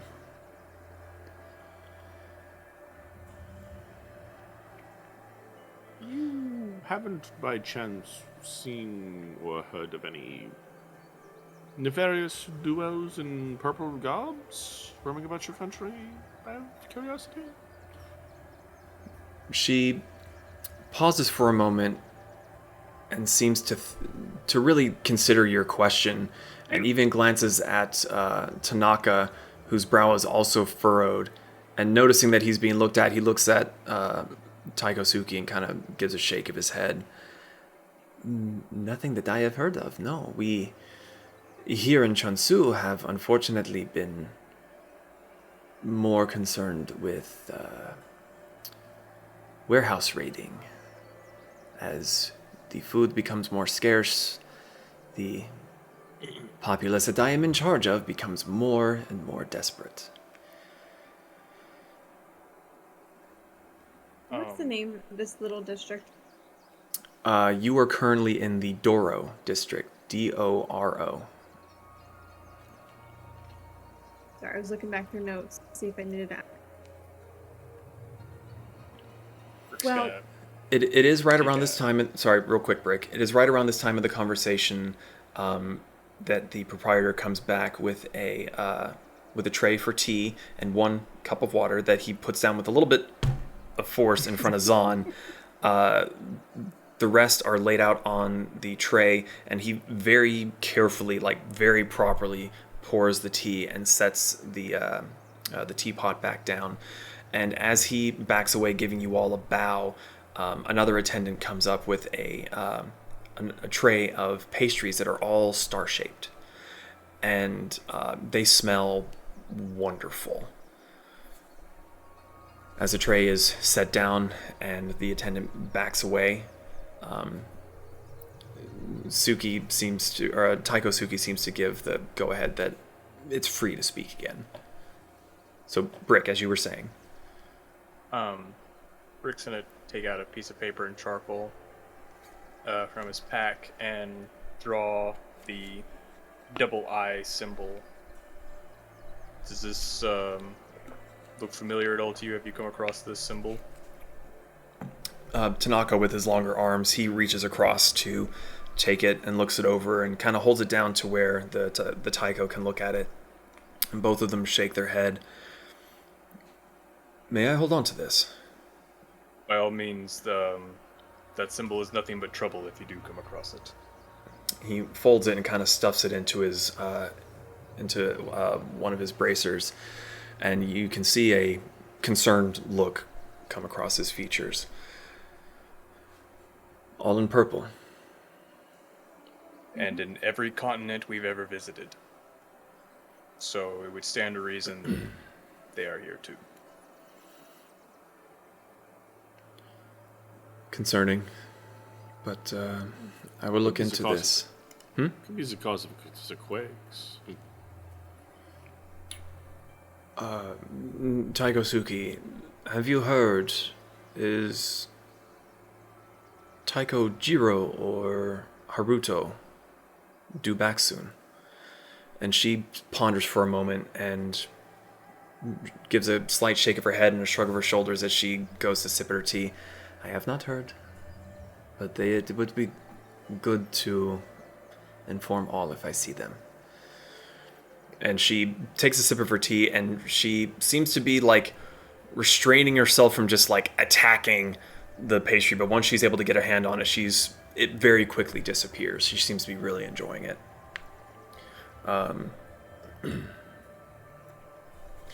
Well, I don't know what we're to do in the meantime, awaiting you attempting to arrange something for this. But I need to call upon Benshe herself. I will. You see the pair of them kind of look not so much skeptical, but they just kind of have a whatever sort of look. And then as you stare at them longer and longer, they kind of realize like she's like serious. 100% serious. Yeah. It's worked before. I have witnesses. Yes, she can call on her god. I'm not. While I do not, I am merely trying to follow protocol. When the shogun says he is not to be disturbed, he is not hosting audiences, we unfortunately must do as he commands. And from what Sir Tanaka was telling me, he too was trying to keep you out of harm's way. Sorry, so many tabs I have to sift through. Unfortunately, Taiko Katsuro of the nobility is in a foul mood and is blaming one of his warehouses being raided on, and she kind of gives a little gesture to the room as a whole, the people that I oversee. He was merely trying to keep you from being targeted by his misguided ire. That's racist. We meant no insult. It seems he had your best interests in heart to keep you from being put into the Yamadoko prison. I appreciate it. I do, especially after I was able to gather my thoughts. But I just, at the end of the day, it's not going to be me who they have to answer to that keeps us from getting there. It ultimately is Shenshei who is demanding that I get to the Shogun. And Shenshei has a bit of a temper. Both Tanaka and Taikosuki both say the same, in the same inflection and everything. So does the Shogun. And to many here, the Shogun is as good as a deity. Zon audibly scoffs at that. You may not believe what we say, but I also would not expect a foreigner to understand our... What's the word I'm looking for? I completely blanked on the name. The ideologies, the beliefs. Yeah. You've met many a god. No man can compare to them. Well, It's Tanaka's turn to scoff because he is no man. where can we get a hold of you in the meantime while we're waiting? Sorry, are you saying this to Taikosuki or Tanaka? To Taiko. Okay. Unfortunately, my duties tend to have me going between the Doro and the Doro and the Nomen district. It is the one on the other side of the lake where you were parked beside. It is my job to oversee the people, so I must oversee the people. Well, why couldn't we just dress the part? If you will excuse me for a moment, I must use the restroom. And Taikosuki gets up and excuses herself from the table. And at that point, Tanaka kind of folds his arms. There are two ways that I can see. Some of you, and he's looking at you, Kasumi, but as he says that, he kind of gives a glance to Brick, could maybe get in. If you are able to dress the part, you could get into the Korin district, but I do not see you getting in to see the Shogun. That is impossible. However, and he kind of gets this lopsided grin as he looks at you, but you are the White Fox. Yes. Does that not mean anything, I guess? And he kind of leans back a little bit and grabs one of the pastries and just kind of nibbles on a corner of the star. I wonder why you have not let yourself in yet. Well, here's the thing. And she smiles. She almost like slightly laughs. Here's the thing. I could get in, but I'm not sure everyone at this table would be able to do it so subtly.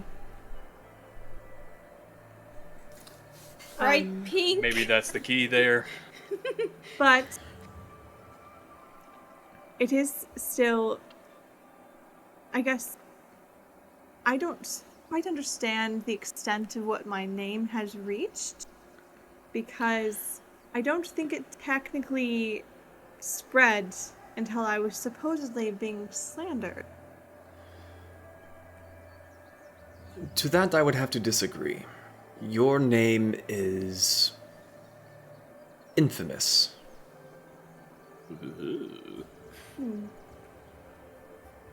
You are the white fox, who many children were warned if they did not behave, would come and steal their toys.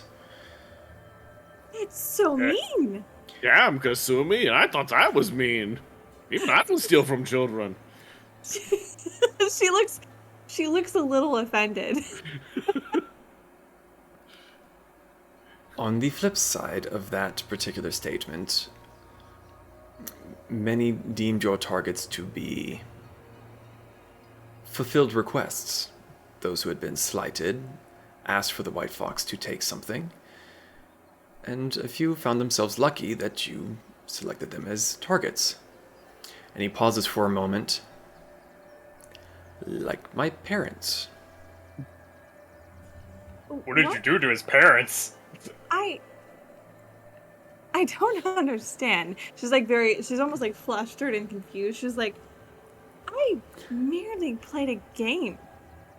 And then she reaches into her pack and she fishes out one of her box tokens, which is that tiny little circle, like cut out smooth part of a branch that she engraved the little fox symbol, and she flicks it over to him.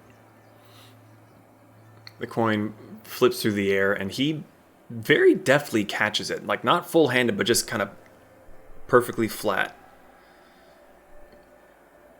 I am aware. It was a game. All of those items were sent back to the people. It was simply just a way for me to test my ability. Because Zod is just like, yes, everything that I thought was right. She's a fucking thief. Perhaps it was a game to you, but this was not a game to everyone. I don't understand. He's saying you're just as bad as I am. She's still confused because all this time she always just perceived it as a fun little game of catch and retrieve. I thought it was a fun game of take my fucking shit that it's now mine. As far as I am aware, whatever you took from my family was not returned. How do you know it was actually her that took it and not someone else just blaming her? That's the whole thing with the medallion, right? He sits there as he holds a coin, and he flicks it towards you, Brick. Do you catch it? In my teeth. I'm gonna laugh if it hits you right here. It's delicious. He catches it in his teeth, and you hear the coin slot machine. A little music starts to play. Winner. He comes out. As he flicks the wooden coin across to you, Brick, and he reaches behind himself, loosening the strap on his sword, and he pulls it around, and he sets it on the table. And attached to the hilt is a string to one of Kasumi's tokens that is well worn and looks very old. That's attached to the bottom of his sword. She immediately focuses in on that. Is that what I think it is? Because as a boy, I saw you.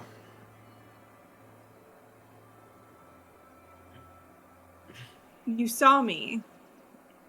You snuck into our family home. You're from the village. Breaking and entering. I once was. Hey, but what was it that I was said to have stolen? I don't remember. Okay. Must have not been that important. I remember my father waking up in the morning.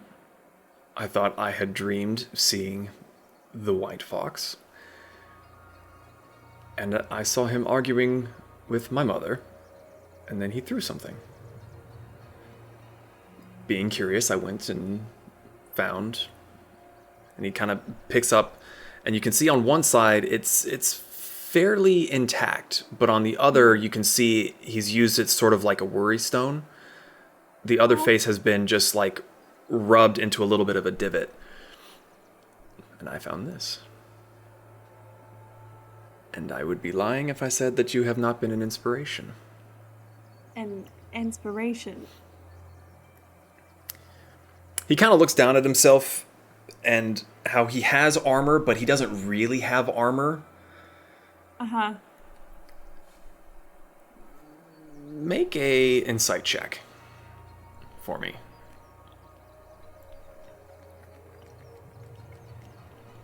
D&D Beyond, stop it. D&D Beyond. Beyond.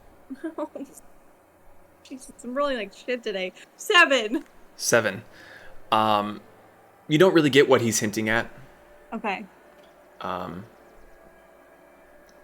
He's just kind of gesturing at his clothes. Okay, well, that's crazy. And she keeps looking back at the medallion in his hilt. Well, if it really was me, all they needed to do was come find me, and I would have given them back what I took. That's what I did. I never kept anything for myself. When was he supposed to find you? I had a burrow. She smiles. So that you made public so that everybody knew where you lived? Well, I was also very much out and about in the village. It's not like I hid.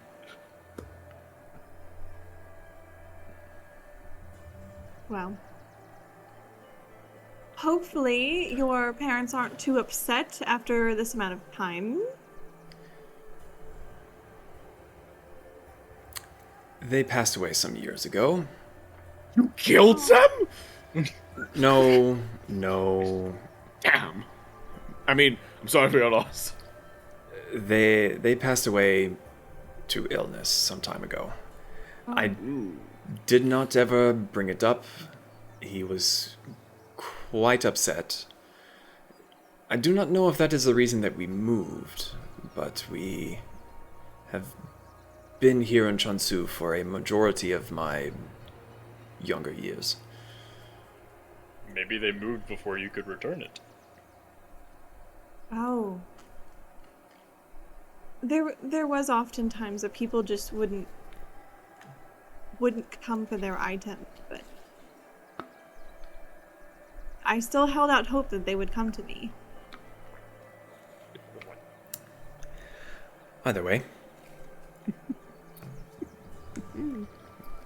I do certainly wish that there was something that could be done, but the law is the law. If you are able to get Shenshei to speak on your behalf, I wish you the best of luck. I will do what I can here within the city, but once you head into the Korin district, my leeway and influence diminishes significantly. Well, I appreciate any and all assistance because, as you know, this is a very important task. I was not expecting it to be this difficult. She annoyingly looks off to the side. So Our I guess nation in the is meantime- experiencing an unprecedented time in and of itself. Well, pretty much everywhere is. Everywhere we have gone, there has been turmoil of some form, usually surrounding these very irritating folk in the purple. Interlopers. Just made it sound so bad. Yeah, Everywhere we they're- go, everything gets really shitty. Why are you talking? Yeah.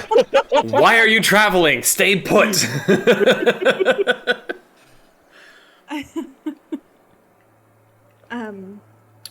So Mariko, while she's talking, I need you to make a test to see if you like the tea. oh, Actually, I already rolled for it. Oh, and? The tea was... Hold, please. I'm actually trying to keep tabs. The tea was a 9, but the pastry was a 13. Okay. So you like candles better than tea? It smells okay, but either the temperature of it or just that particular flavor is just not really doing it for you. The pastries are pretty good. Maybe a little dry. If only you had something to drink. Son Which pushes his maybe water, is- which he hasn't. Marika, I'm not gonna drink it. She's Marika's still just drinking the tea because she doesn't want to be left out, and she saw how the proprietor was giving Zahn the eye, so she's like, I don't want to. I don't want him to be mad at me. Yeah. So sorry, Kasumi, you and Brick were about to say something, I think. Kasumi was just gonna say, well, so I suppose that we're just supposed to be out and about in the city, in this area, until we have additional news? Unfortunately, with your decision to not part with the seal, that is where we are at the moment. I am more than willing to give you directions around the outer parts of the city, but I fear for your safety should you go to the inner city and to the Kurin district. Oh, I mean, this is not going anywhere. She puts her hand on her chest again. She's like, this is staying right where it needs to be. It's right about this time that Taikosuki comes back. She had supposedly gone off to go to the bathroom or something and seemed to have been pausing to talk to other people that she recognized, and eventually excuses herself and comes back to sit down. So, I suppose unless you have further questions for me, I will finish my tea, and then I will check on a few more things here in this district, and then I will make my rounds to the palace. Is there anything else I can assist you with? Sumi glances around the table. I was going to ask either you or our other new friend here, but any chance you can point us in the direction of a smithy? For the smithy, you would probably want to go and investigate the Kura district. It is where the artisans tend to be. You may also try the Boka district. It is where general trade happens. If you are looking for something to be made, Kura is where you would like to go. If you want something that has already been crafted, the Boka. And just to temper my expectations for my second question, any chance your country deals in firearms of any type?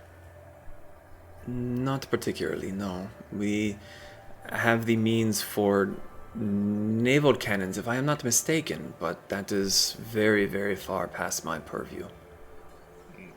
Shame. Any estimate as to how long the gathering of the council will take? I have none. We met recently, and it is usually a few weeks to a month before we meet again, but if the Lady Kasumi is as important as she claims to be, hopefully she will receive a summons sooner rather than later. Understood. Appreciate the information. We Anyone else? will stay near the cart, the one that is very easy to find. Yes, very. Are there any leisurely locations we can go to, one that maybe serves spirits or ale? At this point, Tanaka's the one that starts to grin, and he's got his arms folded and goes, many. Okay. What's one of your favorites? She looks at him. He kind of goes, Taikosuki, did you not say you had somewhere to be? And she kind of looks at him as like, yes. And she goes to stand up and oh so casually grabs 2 pastries. And as she stands up, she gives you all a bow. I wish you luck. Please do not do anything stupid in my district. I do not... Be safe. Listen to Tanaka. Yes. And she goes and sees herself out. And Tanaka kind of sits there for a moment, and you can kind of see him sort of like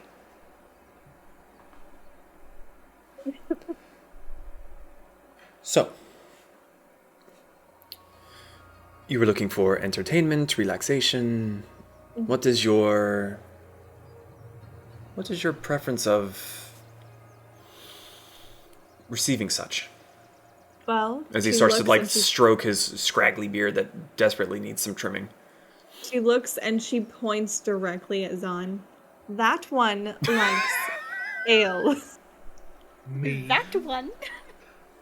Then I He love ale. I'm sorry. Prefers to unwind at bars, taverns, Brothels.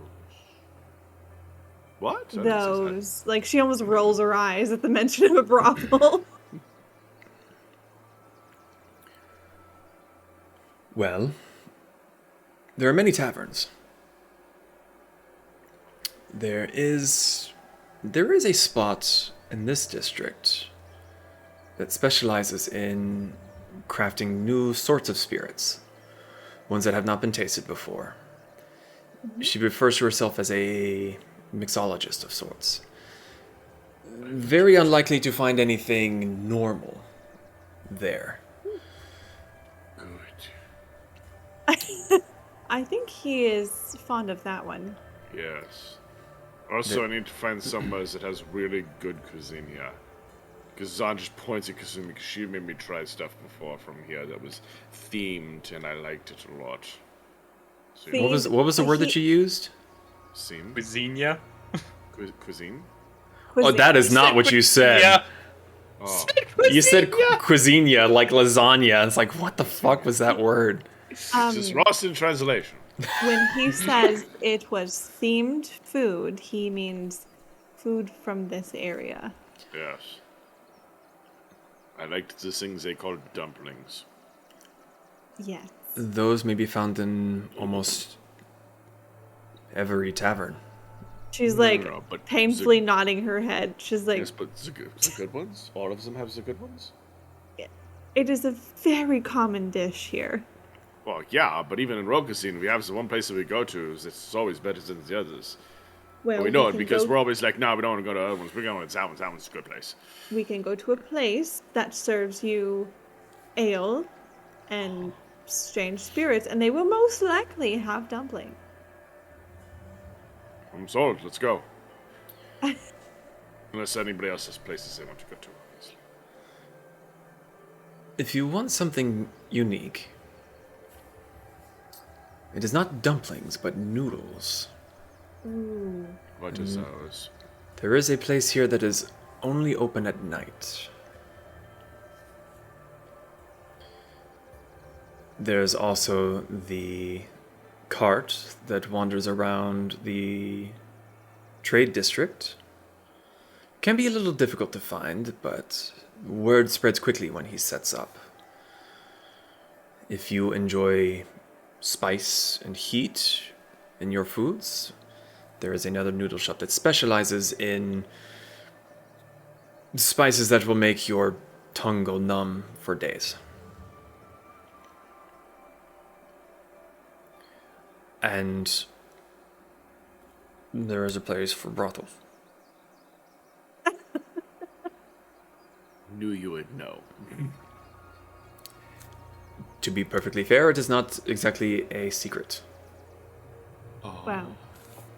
If you are looking for that type of entertainment, you are looking for the Yorokobi district, on the other side of the Niwa Gardens. Sounds like a party town. Well, where is this place that the woman makes the mysterious spirit? Yes. I do not believe that she would be receiving customers this early, but soon, I believe. Okay. She's actually just down the street. Okay. Well, I guess we have time to waste. And she looks around, she looks at Mariko again, and then she looks back at him, and she's like, "Would you be Hands to the accompanying face. us?" Would you be... I'm sorry, I didn't quite catch that. Would you like to join us? Did you hand to the face again? She Move, Dee it was puts there her the whole hands time. up immediately.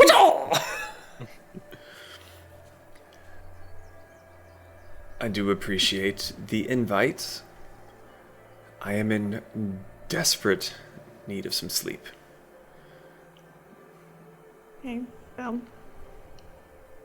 that is understandable, but we are apparently going to be here for some time, so you know where to find us. Do you have any other locations that you'd be willing to take us on a tour? I have many. Well, good. I like the sound of that. And she crosses her arms. She has a very smug grin on her face. Right. Any further questions, or can I go get some rest? So long as you have not all gotten lost, perhaps I will try to find you this evening for dinner somewhere. He seems to be thinking about a good place to kind of like show off the city. Okay. Sounds good. You know where to find us. I do. Very well. And he kind of stands up and gives another very low bow to you all, and then heads out of the cafe area. After he gets out of, like, sight, she immediately turns to Mariko. I like him. I'm gonna keep putting the hand to your face if you keep pulling stuff like this. What? You said that he was cute. I was just trying to give you guys an excuse to talk. I'm not used to talking to people. Well, you can sit there and look at him then. Sometimes that's all you need. You can make the oogle eyes at him. God damn it. Mariko's gonna be like, wait, Kasumi, if we get to talk to the really fancy people like the Shogun, does that mean we have to get really fancy clothes? Most likely, yes. Okay. Because apparently our clothes are not fancy enough. Don't look down at her clothes. So on, I don't want to hear it. Like, listen, people in Rokusin wouldn't even wear what I'm wearing. It's so fucking fancy. Well, clearly they care very much about what we look like, and we are going to do it. I am literally Weird. made of gold. Yeah, He's fine. literally bling incarnate. He's fine. I bet he could waltz in there right now. Not to the Shogun, but he could probably at least waltz the city. Just walk up to the door, open up. Cast light on, FBI. just cast light on the inside of him. He's a freaking chandelier. I'm really enjoying the fact that Pez has been quiet for a really long time during this part of the conversation. Wow. If he is bling incarnate, you are dirt incarnate. Yeah. Nothing wrong with dirt. Look, Pez is out of his element. He is far from home. He ain't got nothing else to say that won't get him in trouble because he is scared. As he's gonna go into that district, he's gonna wear a kimono, but it's a joke the whole time. It's made of dirt. Well, we have some time to kill. What does everyone want to do?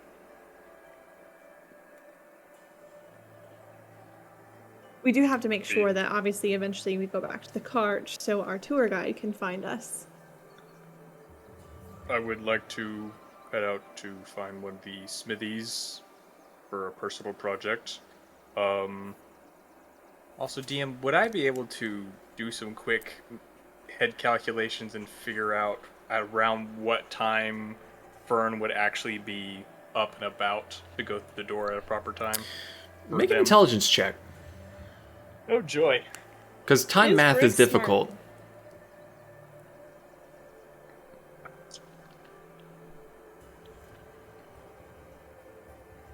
I believe.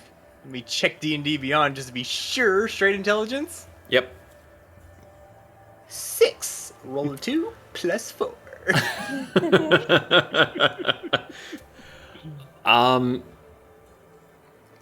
you've been traveling so much that your perception of time is not quite there. Because you're in your brain this morning was, well, it's the morning. I'll go talk to Fern. He usually does mornings. And you're like, why is it still dark? Ah, right. We live on a sphere. Yes. That spins. You also aren't currently knowledgeable of what time it is right now. So figuring out like, oh, well, I've got like 3 more hours. You don't have the current time to try to figure out what his time would be. If it was nighttime when it was morning here, then it must be morning when it's nighttime here. And he's just gonna go off with that. It's a fairly safe assumption, but knowing specifically a time, you cannot get a specific time, but it seems that you're flip-flopped. I get this. Okay, so, as you all start to think about what you want to do, we're going to take a little bit of a break, get some water, grab some snacks, and we'll be back here in just a little bit. So don't go too terribly far. Okay. And we are back. So, when we left off just a moment ago, the Tempests were left to their own devices, at the very least until Tanaka can get back after having some much-needed rest. And there's some shopping that wants to be done. So, you've all told me what you are currently looking for, so which would you like to tackle first? And is everyone going? Is just a few people going to one place? Or is the group traveling as a whole? I mean, we don't really have too many places to go to. I don't know if we really need to split up. Mariko wants to go on field trip. Okay. Yeah, Kasumi's just gonna tag along. All right. Well, since Brick seems to have been the one to have the more pressing need, through a quick question to the cafe's proprietor, he directs you to head sort of northwest through the Doro district until you see some bridges, and at which point you would be able to cross over into the Boca district. So, finishing your tea and the pastries that were provided, he declines any payment, saying that it was handled by Taikosuke. So, you all begin to head off, making your way through the district. Passing through, you see a few places that kind of catch your eye. There's a multitude of tea houses. A few of them, like the one you were just in, seem to be more popular than the others. Some of them, some of the less popular ones seem like there's only a handful of people inside. It's not a very big building. You do see a tavern as you're passing by that seems to be kind of busy, but not to the extent that the cafe that you, or the tea house cafe that you were in a second ago. But it's also a weird time of the day where the morning is already past. People are likely out working their various jobs, and eating at this hour is just not really a prevalent thing. Again, all the buildings here seem to be of a similar make and design, most of it wood. You've got the sloped rooftops, lots of the deep, rich red shingles. Some of them are a little bit darker than others. Some of them seem fresher than others, like they had been retiled. But the city is alive and bustling. Mariko, you are not so much getting like jostled, like everyone seems to be moving out of the way. They're not like bumping into you, but there's just noise and life just everywhere. It's a lot to take in. You okay? You okay, Mariko? He is just staying close to Kasumi. Holding on to one of her tails. Or like No. the kimono sleeve. Does Kasumi notice anyone looking at her strangely? Make a perception check. Because people have been looking at you all strangely for a really long time, and this will kind of determine if this is a special kind of looking or the normal kind of looking. Okay. It's the normal kind of looking, isn't it? Not one. It's the normal kind of looking. Okay. It's really difficult to tell. Are they looking at the giant feathered golden thing? Are they looking at you with 9... Hi. Are they looking at you with the 9 tails? Are they looking at the highlighter? Are they looking at the small dust cloud? Are they looking at the bunny man? People are looking in your direction, but it's hard to tell if they're focusing on you or one of the other 4 eccentric creatures in your group. Because as you're looking around, Sorry, say again? For such a celebrity, Kasumi, you're not really drawing much of a crowd. What do you mean celebrity? That man made you sound quite nefarious. He said that he knew of... People think you steal shit from them. He also said that children think that I took from them. I don't know what all to believe, but I also don't know the extent of that rumor, because he was from the village that I was from. Uh-huh. That's not close to here. That is a bit of a ways away. To be fair, if people view you like that there, it's safe to assume they probably viewed you like that. Yeah. Well, I don't notice them looking at me any different.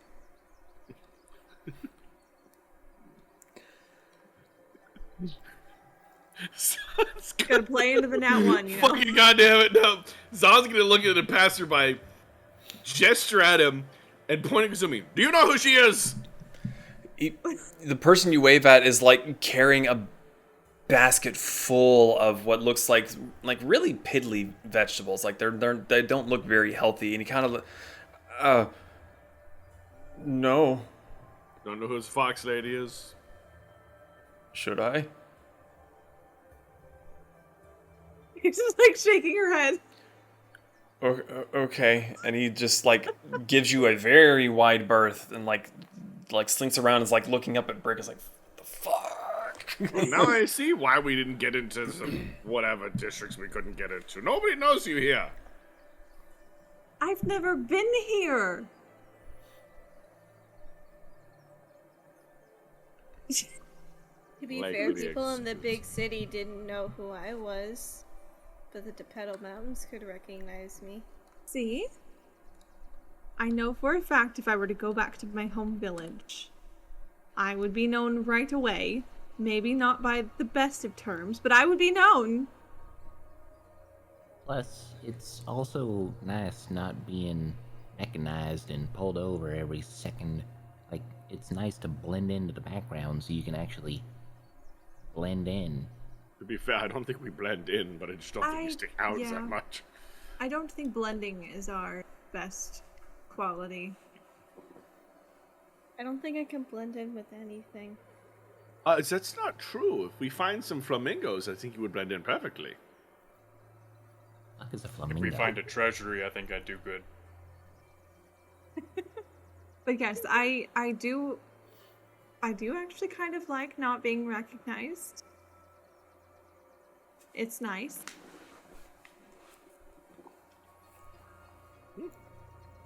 Just making not obtuse, an acute observation. Oh. Sounds like you're trying to be mean. No. There's separation from being mean. I just like the way that he described how people remember Kasumi is exactly how I describe Kasumi. I was just happy to be right. You're just jealous you're not isosceles. What? If I knew who he was, I might be jealous. But I don't know who he is. Or she. I don't How am know I what so we're talking smart? about. I don't know. Kasumi does look genuinely confused as to what point he was trying to make. It seems we're going around in a triangle. We need to go somewhere else. I'm following you guys, so wherever you need to go. Just go equilaterally that way. Yes, we need to be parallel to the buildings, Phil. Let's go that way. Following this tangent. Come on, I was kind of proud of that one. Math, the episode. The math episode. Through your... I say bickering. It's not really bickering, just your general candor with each other. Banter, thank you. That's the word I was looking for. It is... For how worrying the state of the country is in currently, it feels almost normal here in a weird sort of way. There's no real like anger or like hostility. Everyone seems to be relatively calm. Certain people look a little bit worse off than others. Their clothes are a little bit less well kept. Some of them seem to be just a little bit more sallow in the cheeks. There's definitely hints that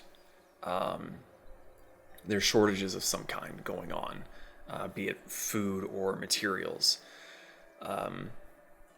And asking around, it's very easy to kind of grab someone's attention, especially with you, Kasumi, dressed the part.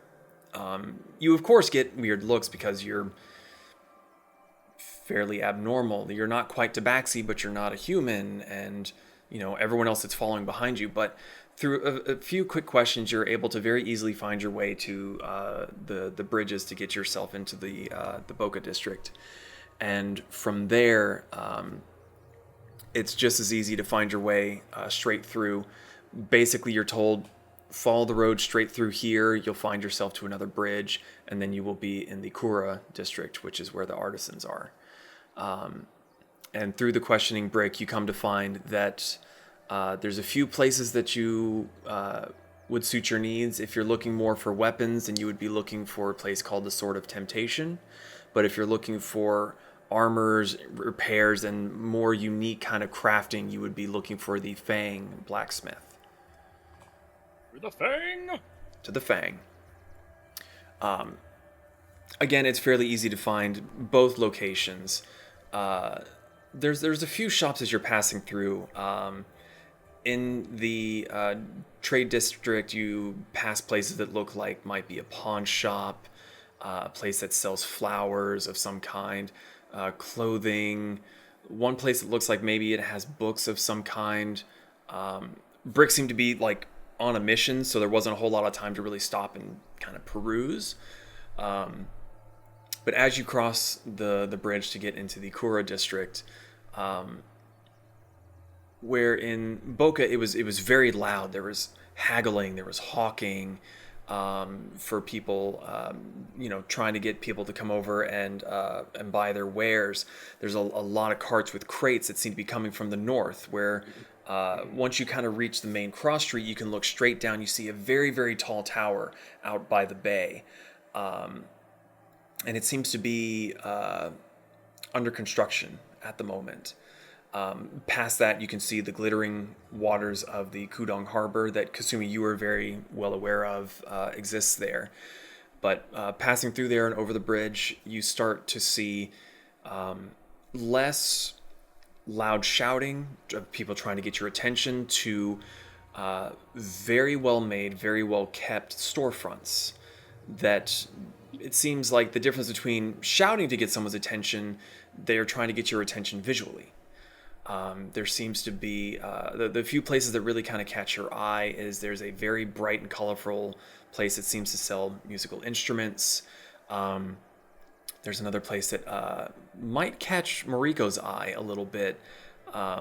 Looks like more flowers, but they kind of glitter differently, like very, very shiny. Looks, for those of you that are more familiar with society, it's a jewelry shop, for lack of a better word. You see a few other places here and there where people are tinkering, woodwork, clothing, but Brick is on a mission, and he's listening for the hammers, which is very easy to hear on this side of the city with less shouting. And soon enough, you find yourself at a structure where the sign out front looks like it's just in the shape of a big wooden tooth. Stepping inside, you can follow the sounds of hammering. It's not the loud clanging of a smithy that you had seen before. It seems to be very quiet, subtle tapping, just very quick succession, and there'd be a pause and further tapping. And stepping inside, you see a large green-skinned half-orc. Long hair and a big ponytail behind his head, big black mutton chops. He's on his knees on a hammer or on an anvil in front of him, and he is doing some incredibly delicate work on a metal helmet. And as the five of you step inside, Break, I'm assuming, would be leading the charge. Without looking up from his work, he kind of grumbles out, "I'll be with you in a moment," and he just keeps on hammering away. So you can get an idea of what he looks like. Oh. For how big this half-orc is, for Brick, you and Pez especially, it is impressive the delicate nature that he is working on this armor piece. Eventually he kind of gets to a pausing point, and he kind of looks up to where he would expect people to be, which is four of you, and then his eyes kind of keep going up, and even to him, he's on his knees at the moment, but he looks up at you, Brick, and he kind of leans back, hands on his thighs. "Hello, I am Nobuko. How can I serve you today?" I have I was told that you are the one to go to for unusual requests, and I have quite the unusual request. And I'll take the cannon off my back. He kind of quirks an eyebrow at you, and he leans up, gets up, like kind of rocks himself onto his feet. He's comparable to you. He still has to look up a little bit, but he's a big guy. And he looks at the cannon, and he kind of folds his large arms. "You didn't steal that from the Navy, I hope." Not your Navy. That'll work. What, he kind of like scratches at his shin. "What were you looking to do with it?" So as you can see here, I made a makeshift rip for it, so I could carry it with me when it's not mounted. I was wondering if you could help me make it something a little bit more permanent and sturdy going off of what I've already designed. Should be simple enough to do, I think. Bit of reheating. Shouldn't harm the metal. Looks thick. Could have it done. I'm a bit wrapped up for the day, but it'll probably be done in a day or two. That sounds good to me. About how much do you think it would run me? Well, lucky for you. Had a bit of scrap come my way that's useless for anything intricate, but if I'm just making a big bar out of it, between the materials and the work, we'll say 60 silver pieces. Pay your gold.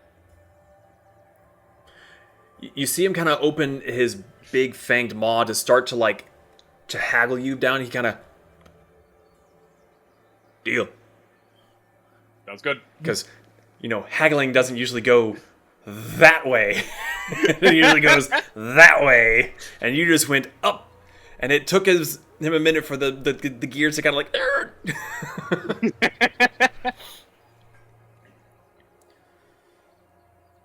Right.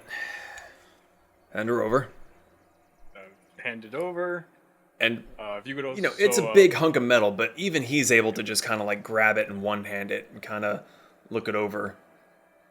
He kind of like wrinkles his nose and then kind of realizes that you're still there and goes, "Yeah."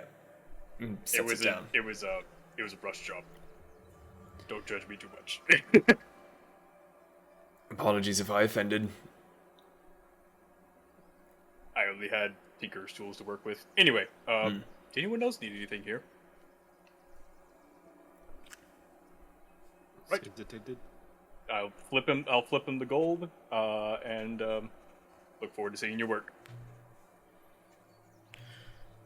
Right. I got more work to do. And as we exit, I'll be talking to Pez and Zon about any plans to install some sort of mount for it on top of the wagon as we go to the next place, in case there's somewhere else we want to go. Well, discuss. Okay. I didn't know if we wanted to fast forward to that bit. Zon, I want to hear how you guys plan on make a mount for that, carpentry wise. Wood. I stick my head back in the shop. Where would a good place to find lumber be? Sturdy lumber. What do you need to make them out? Wood.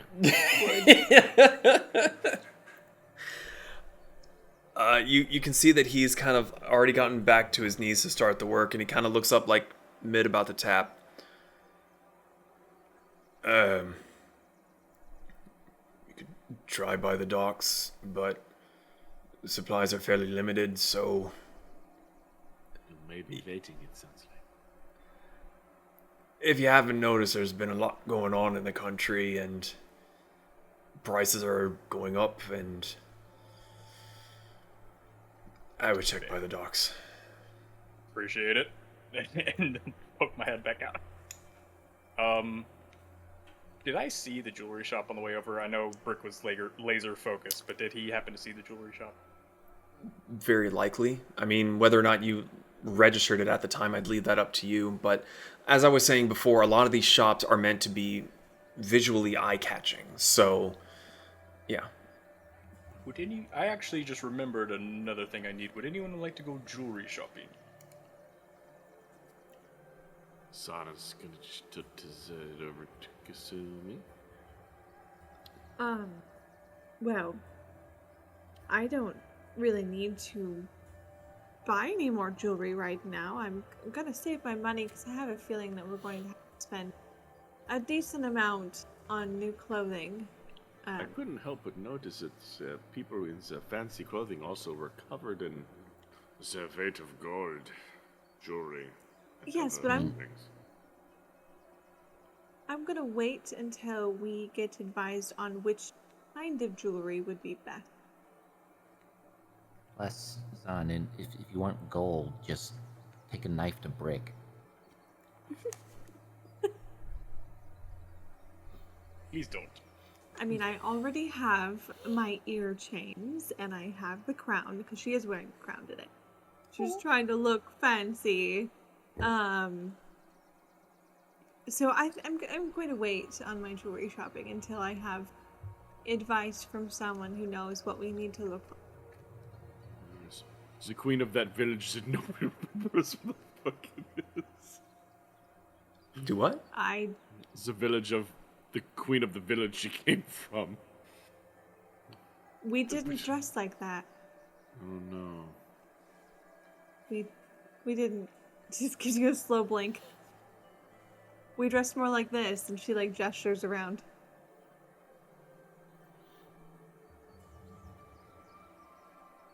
Not like you. I don't count in that statement, son. What? I don't think you counted in that statement. No. Oh, No, just not a little like confused. No, she said, yeah, and... We dressed like the locals. Alright. This is normal attire for me, which is why what I wear was on the nicer end of said normal attire, which is why I was confused. Yeah, me too. Anyways. Pez, were you going to say something? Well, I was just gonna see if I could find Jesus. that damn hound dog. Sorry, say that one more time. You flashbanged us. The hound dog that I keep hearing. I was seeing if I could go find that and put it out of its misery. Why? Does no one else hear it? Oh, I hear it every now and then. Old Yeller. Sorry. Fine, I'll turn it off. Jesus. No, you don't have to. It's just dog. No. Dog. All right. So just kind of heading towards the docks to see about getting some materials. Well, I did want to stop by the jewelry shop. Oh, yes. Sorry. All right. And then dock. Gotcha. Okay. So, heading back the way you would come, more or less towards the Boca district again, you pass by the shop that is... The sign out front is a basic wooden shape, like just a basic square shape, and you can see a featureless head has been painted on it with hair, and all throughout the hair are just different ornaments that have like combs and earrings off the side, and it looks like bangles that would be, hair would be put through the bangles, or rings, I should say. And let me see real quick. So the front of the shop is more open air. It is a wooden structure at the back, but towards the front there is a tent-like awning that comes down. And sitting, much like the blacksmith had been on her knees, is a pale blue-gray skinned tiefling with two very large horns that curl up and backwards. Very, very well dressed. Seems to be wearing a lot of the jewelry that is on display. And she's currently kneeling down at the table at the front and is working on pieces for people to see that she is in fact the one that crafts these. As you approach, getting a little bit closer, let me see real quick here. Okay.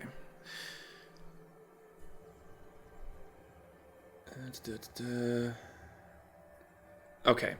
As you get closer, she looks up at the rest of you, and she kind of gives a sort of aloof smile, very kind of almost kind of a little bit of a dreamy expression.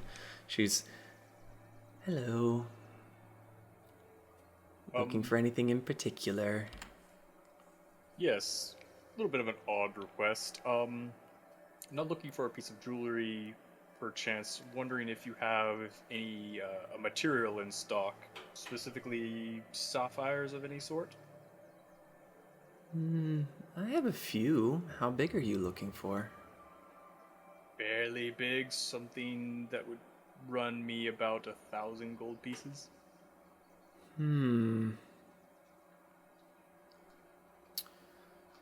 She thinks for a moment and puts down her tools, and she kind of folds her arms or her hands into her sleeves. Give me a moment. And she rocks herself up onto her feet, and she goes back into the interior through a little curtain and disappears. There's no one else out front watching over the materials and the jewelry and stuff that's out front. My brain is not working right then. So yeah, she disappears for a few minutes, and she comes back out, and she has one fairly large uncut sapphire in her hand. I do not know if this one's as much as you wish it to be, but it is the largest that I have. DM, would I know enough about the intricacies of magic to know that a spell component is based off of actual value or what I paid for? Or what I paid? Make either an intelligence check or an arcana check for me.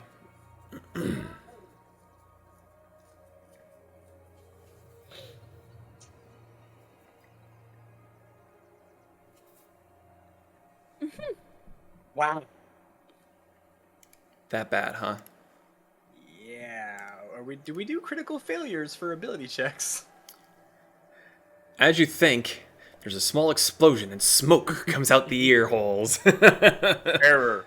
No. Error. For but you know how to. For my own knowledge, what are you trying to get this for? This is for the spell. Let me double check. This is for the spell Instant Summons. Basically, I need a sapphire with at least 1,000 gold pieces. I can use the sapphire in the casting of an object weighing 10 pounds or less, whose longest dimension is 6 feet or less. Basically, as long as I have the sapphire with me, after I place a spell upon the object at any time, I can crush the sapphire, causing the object to instantly appear in my hands. How do you have that spell? I don't have it yet, but I am preparing for hopefully finding it in the future. I just wanted to have the component go ahead and scrolled away.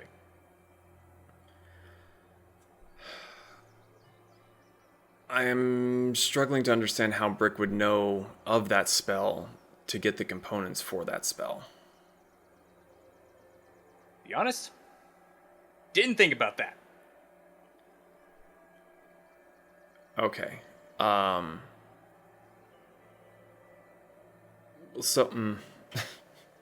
Put me in a bit of a spot. For the sake of the argument, with your natural failure and all, and with now that I know what you're trying to do that Brick technically wouldn't be able to do, you're not sure. You don't know if you would be wasting your money or... I mean, you could go ahead and buy it, but you don't know if it would work. And I still kind of argue that you wouldn't know about the spell. I didn't even look at the level of the spell. Okay. Yeah, that's my bad. Never mind. Okay. I will politely give her a gold for her time, and I will back away slowly. Okay. So, moving instead towards the docks for more materials. We can fast forward through this a little bit. As you're walking along, you do smell... Kasumi, you would be more familiar with this scent than the rest. The smell of ramen. As you're passing through the district, it's a little ways away, but it's that smell that you haven't smelled in a very, very long time, and you're just like, it's over there. The air. It's over there somewhere. Smells. She immediately starts sniffing the air. Thanks.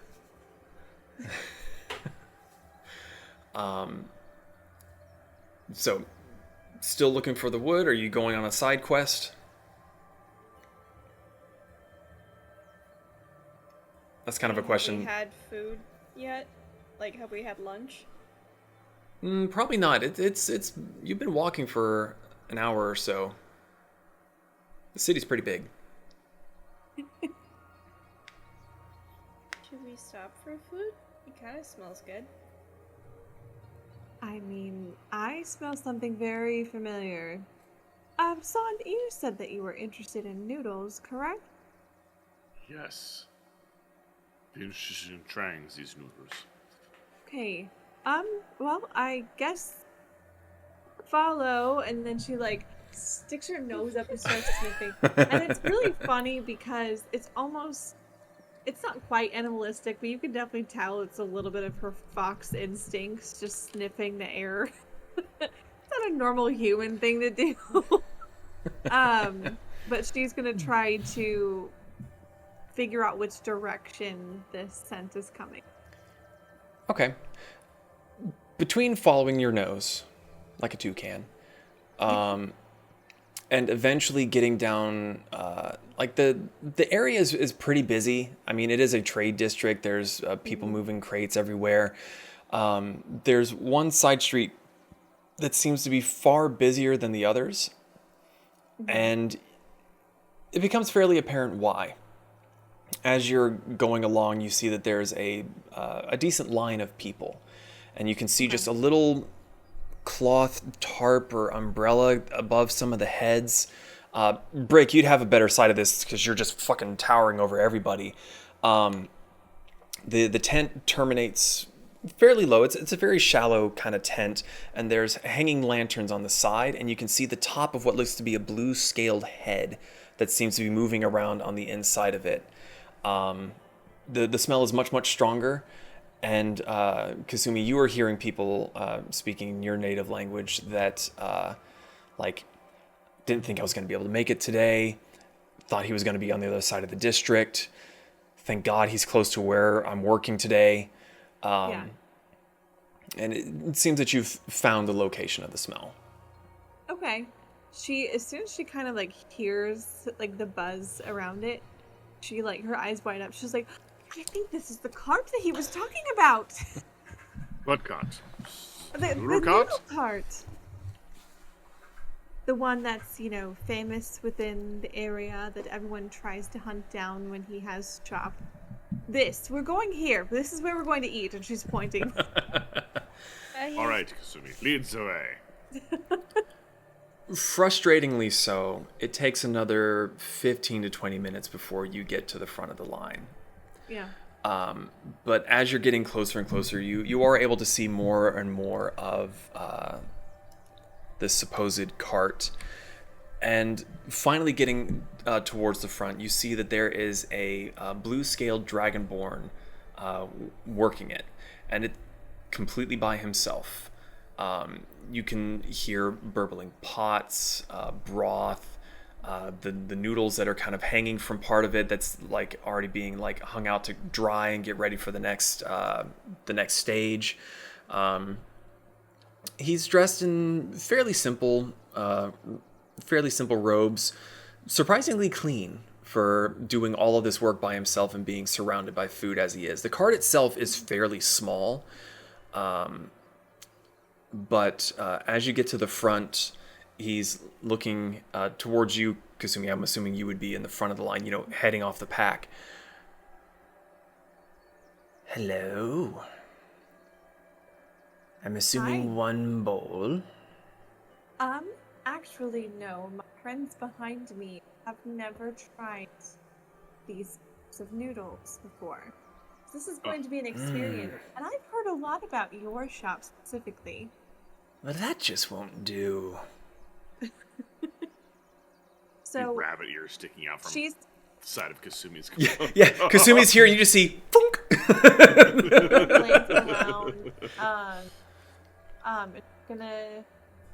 It's gonna count. So well, one for me, one go. Brick doesn't need one. He could try mine, I guess.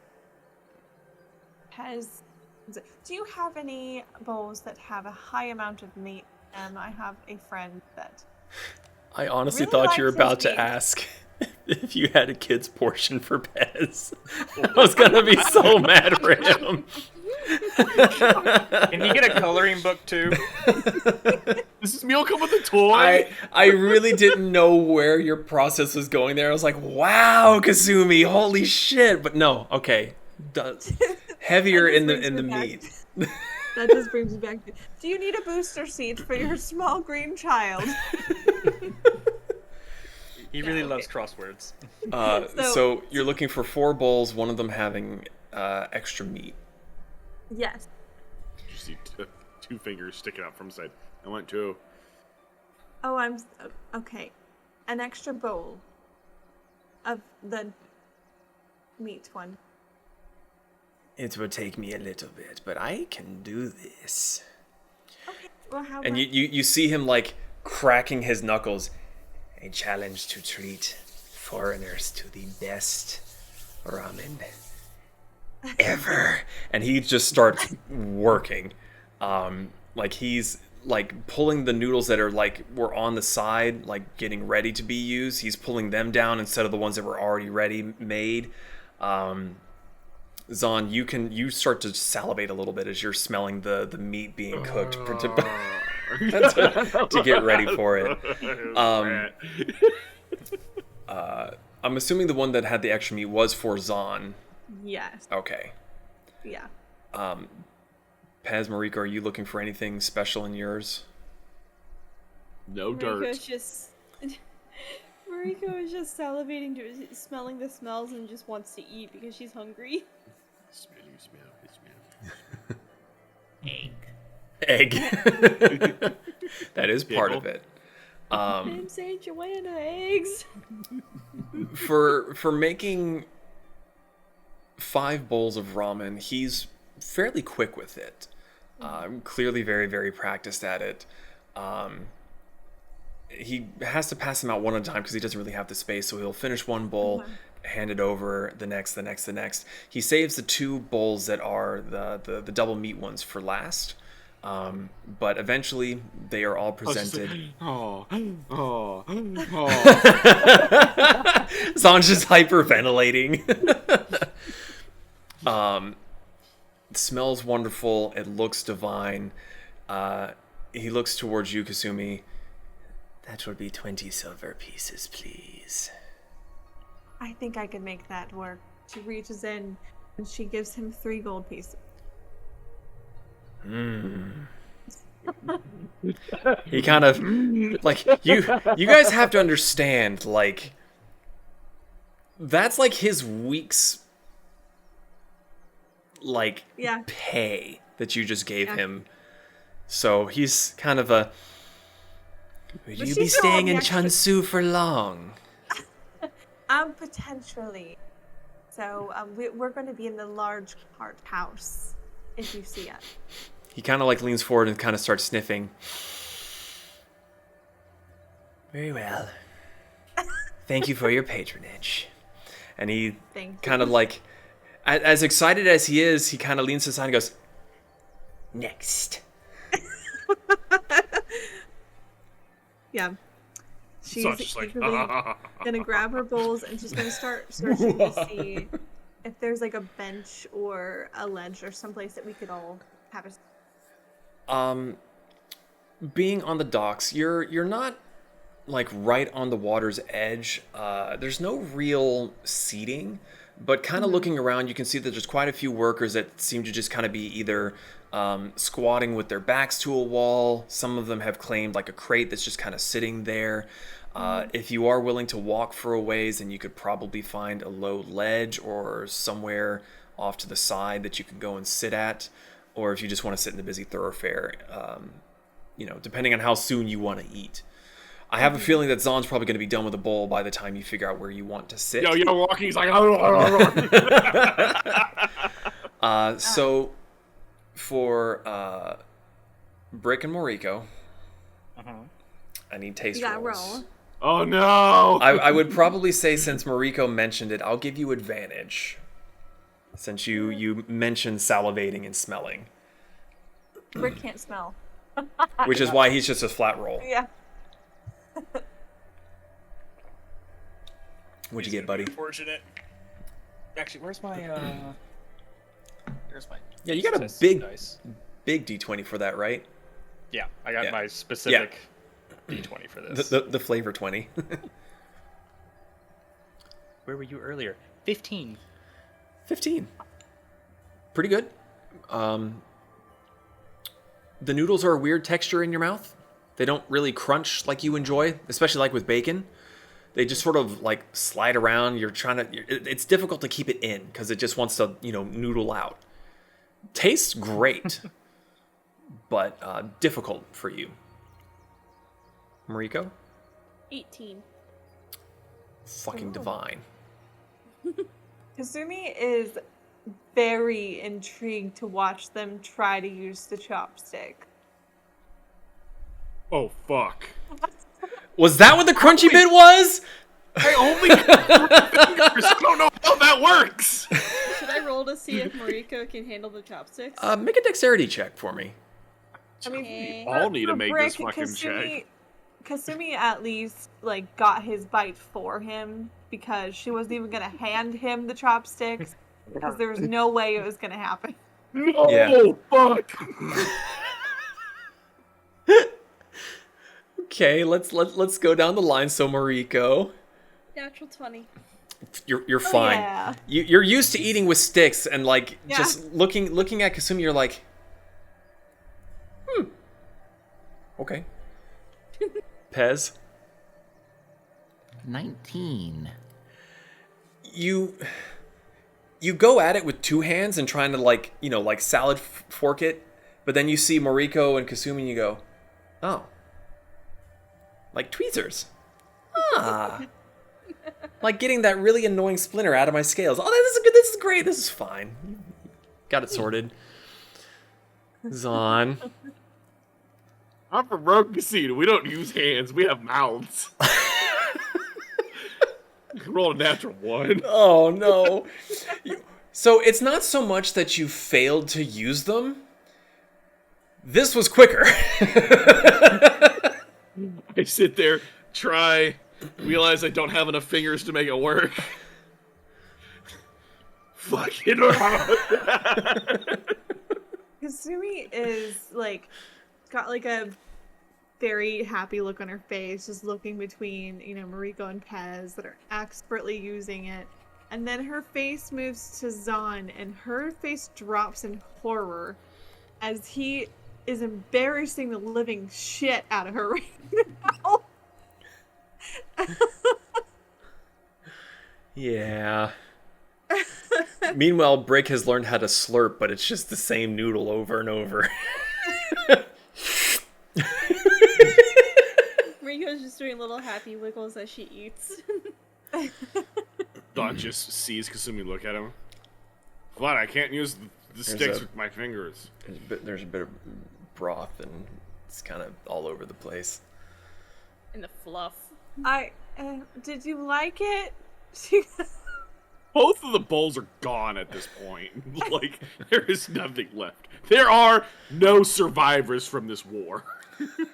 Everyone fucking died. She's like hiding her face now. She's like, I'm glad you liked it. Pez, do you like it? Like, I know it didn't have you roll, but... Yeah, I don't have to roll for anything because Pez likes everything, including dirt. Solid argument. Yeah, when the bar is down here, there's not much further you can go. Everything you try is just going to be up here. Go in with low standards and you'll never be disappointed. Yep. Son pulls out something from his bag. Okay, we're good. Was that your wolf pelt? That was Yeah, I got 3 of them. real. Yeah, just...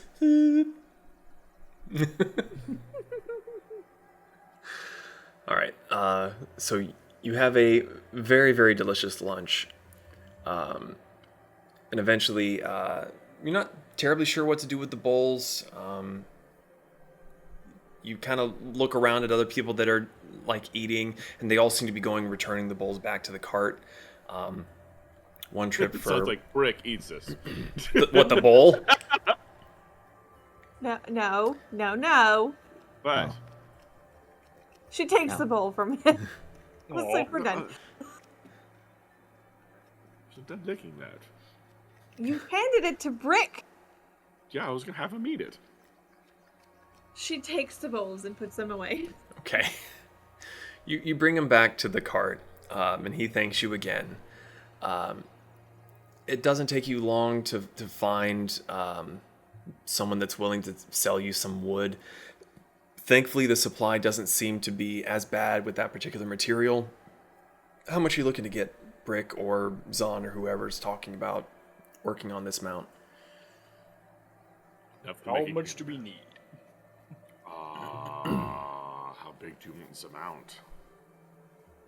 Big enough to be able to hold a cannon without breaking and also have swivel parts. Is this cannon on your person?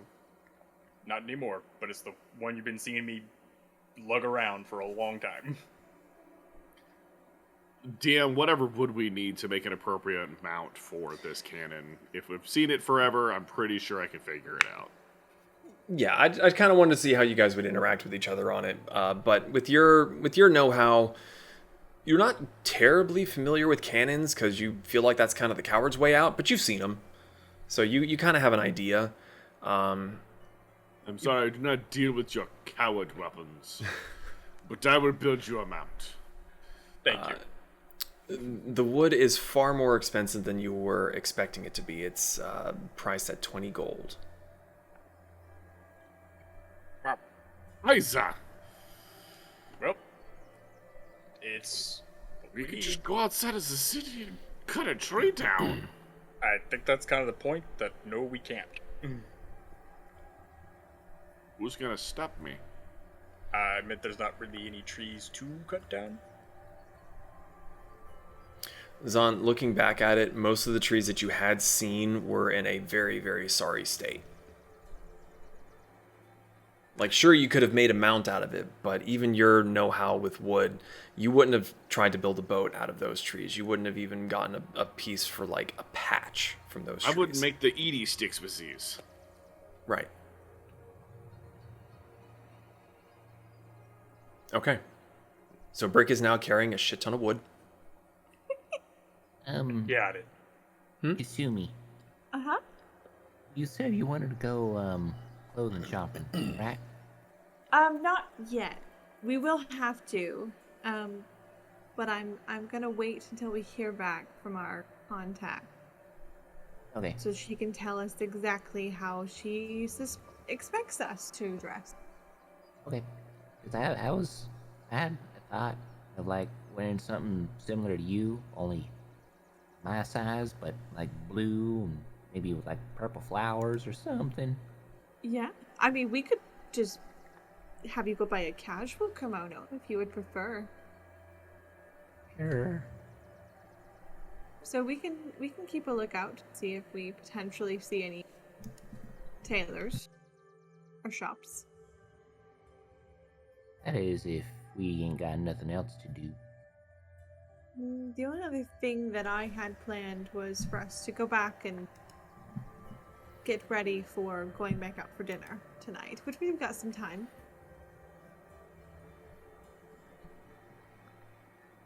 Okay.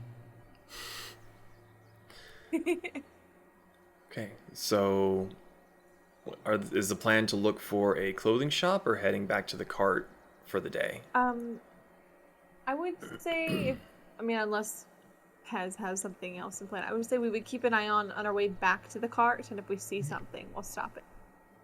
Yeah. Okay. Traveling back through the Boca district, now that you have a secondary goal in mind, you do pass by a shop that appears to have some bits of colorful cloth hanging on the outside of it. The fabric, not so much shaped in clothing per se, but to sort of show off the style of fabrics available.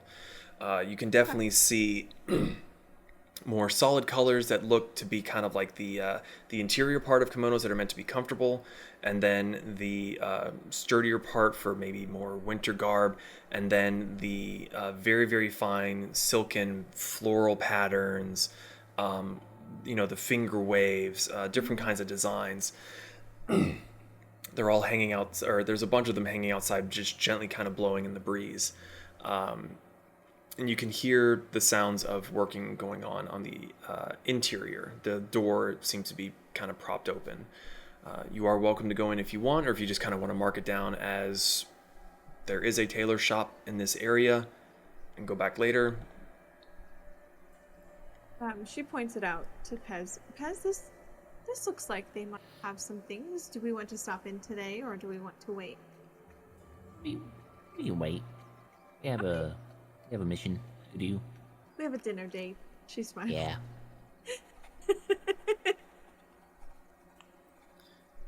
Alrighty. Keep walking back towards the cart. All right.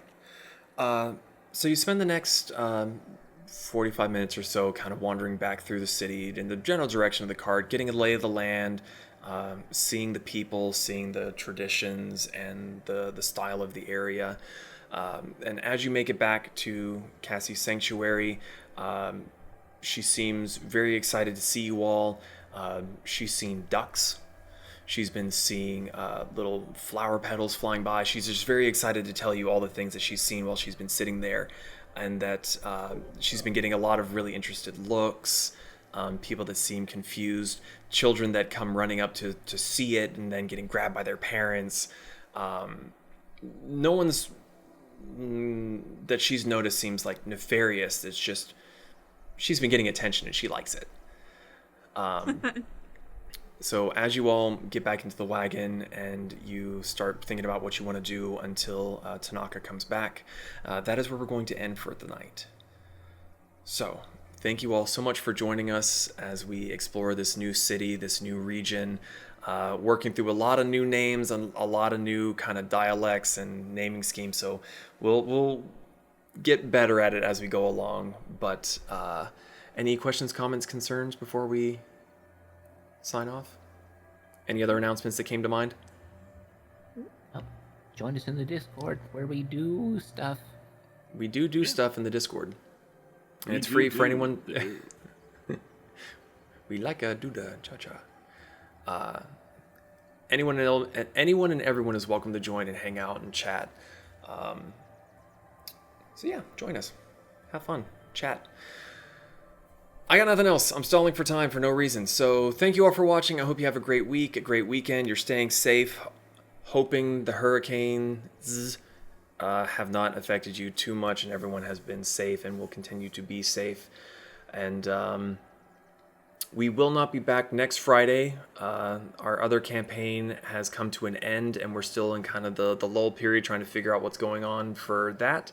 So we will be back with Tales of Archeron in 2 weeks to see what can be done with Taikosuki and where Tanaka decides to take them all for a lovely dinner, hopefully, and is totally not going to be a dive bar. Promise. So until the next time we dive into fights, yes. Yes. So until the next time we go live, be safe. We'll see you next time. Good night, everybody. Bye, everyone. Thanks for listening to the Fools and Flagons podcast. If you enjoyed this past adventure of the Tales of Archeron, you can catch us live on Fridays at twitch.tv/Fools and Flagons.